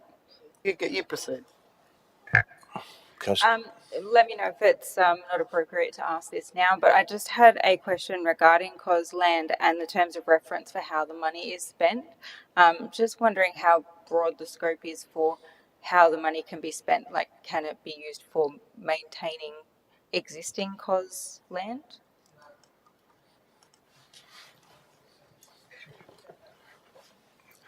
My understanding is it's quite specific for the acquisition, but I will clarify that with you. But my understanding is, and I don't think it's specifically COS land, it's environmental land, but I'd have to clarify that. Is it specifically COS? I spoke to the lawyer, but very, very briefly about it, and he suggests it's broader than that, but it has to have significant environmental factors. I think I'd rather not give you a conclusive advice on that, and I can provide it in writing. But I don't believe it is for the maintenance. I do believe it's for the acquisition. Councillor Neal? The money has been gained from a bonus provision DCP, scenario. It's legally bound for the purchase of that. For what it's collected. Yeah. Councillor Neal? Yes, I would like to speak in favour of this rescission motion. I have to say, I was shocked by the decision of the council at the last meeting not to actually purchase this land. This is a fund which is quite separate. It cannot be used for any other purpose. It's essentially a developer contribution set aside for the sole purpose of purchasing land that has a particular environmental quality, that it protects ecologically sensitive areas, it provides passages for animals to pass from one area to another. It has a particular benefit to the Central Coast in community and the environment, and protects these sorts of sensitive lands for the future. This particular property was ideal. It was quite large. We had the funds available, funds that cannot be used for anything else. Not only can it not be used to maintain these properties, but it can't be used for any other purpose except acquiring this land. It's ideal. It's large. It's a piece of land that I understand that the council has had its eye on for a long period of time to potentially acquire, and it was on the market. I understand that this land is still available. Oh. Yeah, just to advise you, I had heard it was sold, but I've actually got realestate.com up and it says it's sold 28th of March. Yeah. Well, notwithstanding, yeah. Councillor Neil, can I just jump in and do an extension here and then come back to you? Just to do a procedural motion that we extend for 30 minutes. All those in favour? Unanimous, thank you. I think it is important that we attempt to purchase this land. I'm not certain whether it is sold or not, but the motion clearly states that whether it's sold or not, that the council make an attempt to purchase this land. It is a valuable part of a scheme set up to enhance the environmental protections of the council area, and I think we should pursue it. As to the practicalities of being able to do that, I think it's up to the council officers to pursue that, and I strongly urge the councillors to support this motion. It is an important decision to make, not only for this council period, but also for the future councils. Thank you. Councillor Neil, can you put your buzzer off? Certainly. Councillor McNamara. Against the motion as a rescission motion. I haven't heard anything new brought up in the last 10 minutes. I heard everything that's been said in the last 10 minutes last time at the last meeting, so I'd be voting against the rescission motion. Question of the CEO. Is there, it's a procedural question, is there anything that requires there to be new information for a rescission motion to be put? For a rescission motion to be moved, no. Thank you, Mr. All right. Mr. Farmer. Rescission motion needs 3 signatures and can't be similar to something that's been defeated as a rescission motion for 3 months. So putting the vote, all those in favour of the motion? Councillor McGregor, Councillor Castles, Councillor Crowley, Councillor Walsh, Councillor Neil, Councillor Smith. All those against? Councillor McKenna, Councillor Mullen, Councillor Daniels, Councillor Eaton, Councillor Stanton, Councillor Wright, Councillor McNamara, Councillor McQuaid. The motion is lost. Next item on agenda is 4.2. Notice of motion, for Councillor McGregor, Council response to community concerns over safety concerns at McDonald's Road, Lisero. Councillor McGregor. Yes, thank you. Look, this is a pretty simple one. It's in response to issues that have been raised by people that live in the area with me, and I know that they've raised these issues with other ward councillors as well. If you look at 1 through 6, it's all pretty stock standard stuff. It's very basic procedural stuff. I know that in the staff report there's a more succinct thing saying that the council officers are already looking at it, and that speeding is an issue for changing the speed limit is an issue for the state. I understand all that. That's consistent with what I've got 1 through 6. I would prefer us to adopt 1.1 through 6. Happy to hear any amendments if they're constructive. But in the event that people don't want to vote for this notice of motion, then I'd ask that someone foreshadow the staff recommendation, because it is essentially the exact same thing. It's just got a little bit less detail. So I hope to respond to any questions or in Can writing I have reply a anything raised to seconder debate. for the motion? Got a seconder for the motion? Councillor McNamara? But I'd like to ask the mover of the motion. I don't think there's any outcome here until we add that it should go to the traffic committee, because council cannot can action any of these things until it goes to the traffic committee.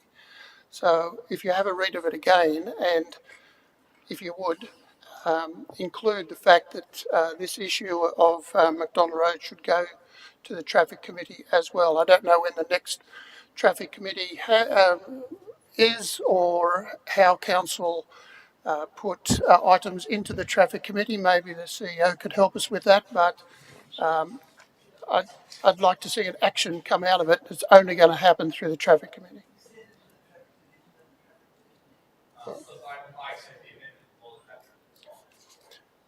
Thanks, Councillor So McGregor. what words you want? Could you clarify how we get these issues into the traffic committee, CEO? Through you, Mr. Mayor, Councillor McNamara. The traffic committee meets every 2 months, and we've just had a meeting recently. So I'd be proposing to undertake the works and the review, and it would be going in 4 months to the traffic committee with some recommendations. Is this the way to do all future information to the traffic committee? Do we need it to come through council like this through a notice of motion, or should we send things to the director to ask him to take it to the traffic committee? Through you, Mr. Mayor, to Councillor McNamara. The normal process would be, as per any traffic type matter, is that our traffic engineers and the traffic team review it first. So it is a matter that if any councillor wants to raise a traffic related matter through the councillor portal or direct with me, I would take it through our team and it'd be assessed. And sometimes certain things don't actually need to go to traffic committee and can be undertaken, and work can be undertaken. If there is anything that requires new signs and lines in the road environment, so traffic signs and lines, that's what the delegation of the committee has to be able to do that, and it's only an advisory committee, so it can only make a recommendation that comes back to me to be able to enforce. Councillor Daniels. I just wanted to speak in favour of the motion and to thank Councillor McGregor for raising it. I've also had a lot of feedback from the community regarding this road and think it's a very necessary motion. No other discussion. Everyone in favour of the motion? Unanimous. Thank you. Next item is 4.3, notice of motion better utilising in Wandscliffe and Gosford City Car Park. Councillor Wright.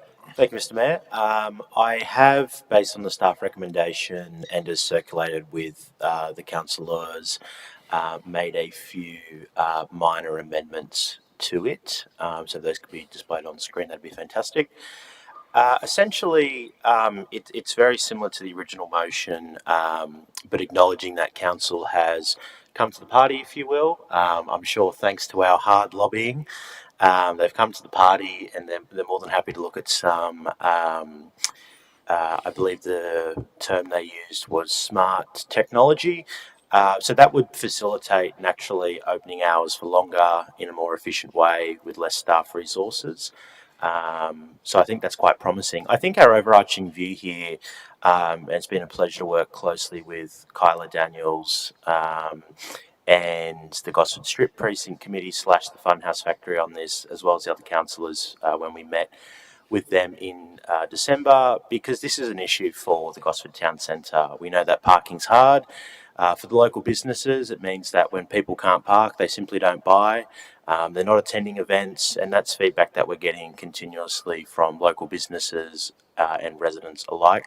So I think it's important that we look to increase the opening hours here. Councillors will remember a few months ago I raised the motion about better utilising council assets as well, and I think this is a perfect first example of something to look at under that measure, because what this will do if it's open for longer, it'll provide opportunities for residents to park more easy. It'll provide opportunities for businesses as well to bring in more clients, and people will be paying a nominal fee, and that will go back into the council coffers, improving the efficiency and profitability of what is a quite substantive council asset. I might let the seconder, Councillor Daniels, speak to the enforceability side as well.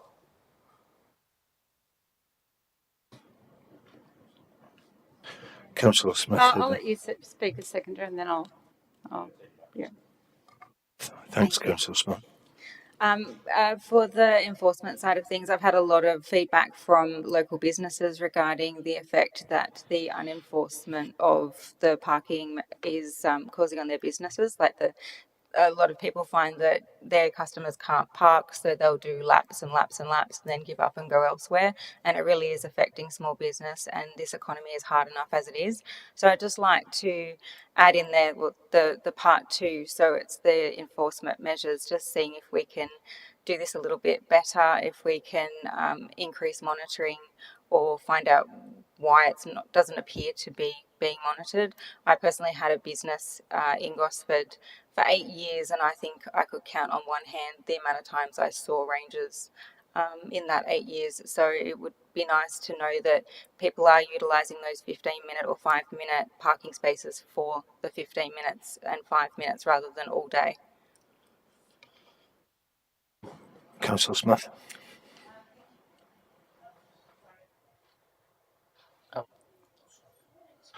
Sorry, Councillor Castles. Yeah. Thank you, Mr. Mayor.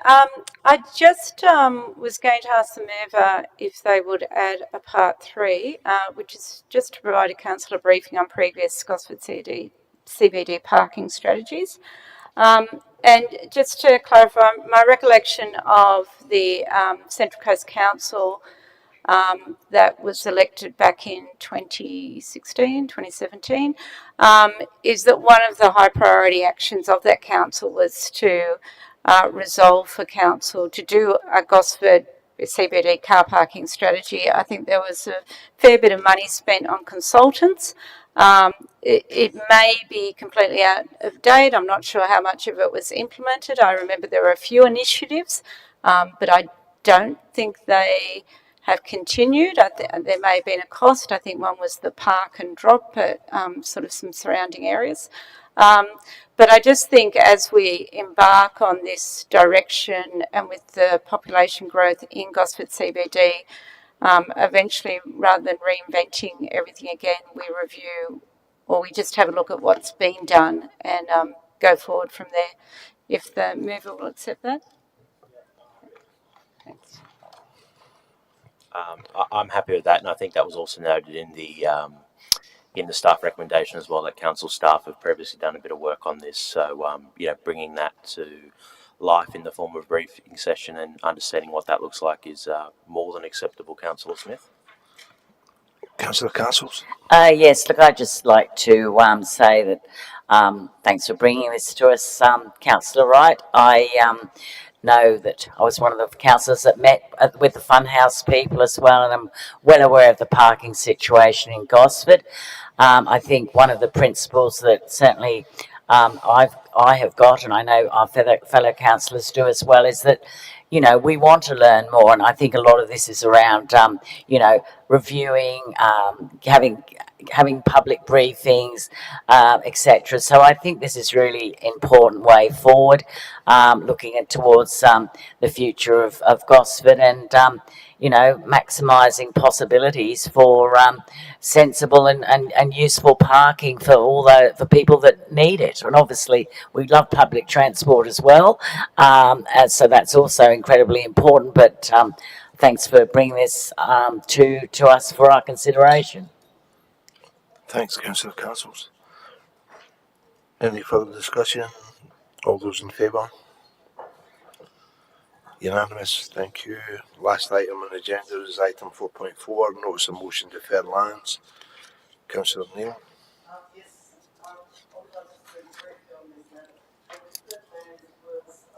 I'll second it. A group of properties that came about as a result of the amalgamation of the two zoning instruments for Gosford and Wyong Council. There has been, matter was dealt with during the period of the administrator, I believe in 2023, and there's been some concern in the community that in the amalgamation of those two instruments, that some areas were previously zoned a protection zone or different variations, C2 and C3, their protection had been downgraded. I have not been able to examine those individual plots to see if this is the case, and it may well not be the case. But in light of the community's concern that this may have happened, I believe it's important that it be brought forward again to allow the councillors to examine it, and also through them the community to examine it. So I'm formally moving this motion in the expectation that this has not occurred, and in the hope that we'll have the opportunity to have a look at all these particular pieces of land. I would like in particular that when this report comes forward, that a list of all those pieces of land be attached. I think the original report had a map, but it was actually quite difficult to tell from a map exactly what land it was. So if that could be included so that people can be satisfied that they know which land's being dealt with, it would be very much appreciated. Thanks, Councillor Neil. Yeah. Councillor Rean. Oh, Councillor Smith. Oh, Councillor Neil. Thank you, Mr. Mayor. I just wanted to second Councillor Neil's motion, but just to add a little bit of information to that, and it is my recollection, my understanding, that many of those deferred lands were as a result of the merger, the amalgamation. Actually, no, go back a sec. Many of those deferred lands were a result of the standard template LEP, and the fact that the former Gosford Council, to their great credit, fought so hard to get an E5 zone that the state government committed to put on those lands. And so those lands were deferred to allow for that zoning to come into effect. The other lands that were also deferred were those lands that were eligible for the bonus lot provision as well. It was a credit to the former Gosford Council, and you might have been there at the time, Councillor McKenna. Sadly, in spite of numerous commitments from I think the Liberal state government at the time to deliver that zoning, they then reneged after a number of years. And so those deferred lands were then subject to a process of having to have a zoning. It is true that many in the community and many planners were quite, I think it's fair to say, appalled by council's ultimate zoning, as that whole LEP process and the consolidated LEP was meant to be converting like for like, and that's not what the staff ended up doing. So it would be good to get that information. Thank you. Councillor Rean. I've got an amendment that I've given to civic support.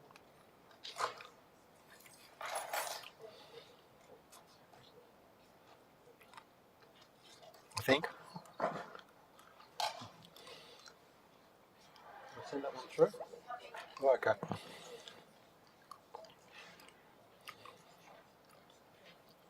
Yes, I'll move that if I've got a seconder.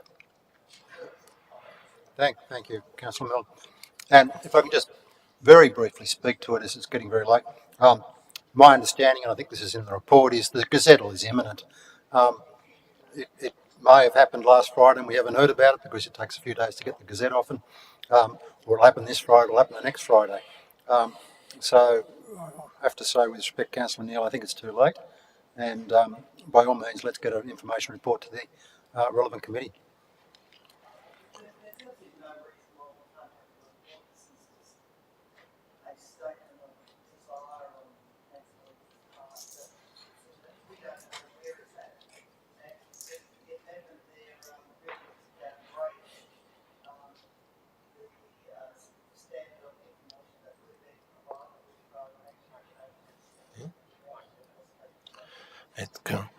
Councillor Milne. Oh. So, I put the amendment, Councillor Eaton, and second by Councillor Milland. All those in favour of the amendment? Councillor McKenna, Councillor Milland, Councillor Daniels, Councillor Eaton, Councillor Stanton, Councillor Wright, Councillor McNamara, Councillor McQuaid. All those against? Councillor McGregor, Councillor Castles, Councillor Walsh, Councillor Neal, Councillor Smith, Councillor Crowley. You, Councillor Crowley,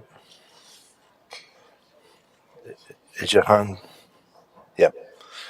The amendment is now the motion. All those in favour of the motion? All those, Councillor McKenna, Councillor Millen, Councillor Daniels, Councillor McGregor, Councillor Castles, Councillor Crowley, Councillor Walsh, Councillor Neal, Councillor Smith. Unanimous. Thank you. And the meeting is closed at 10:19.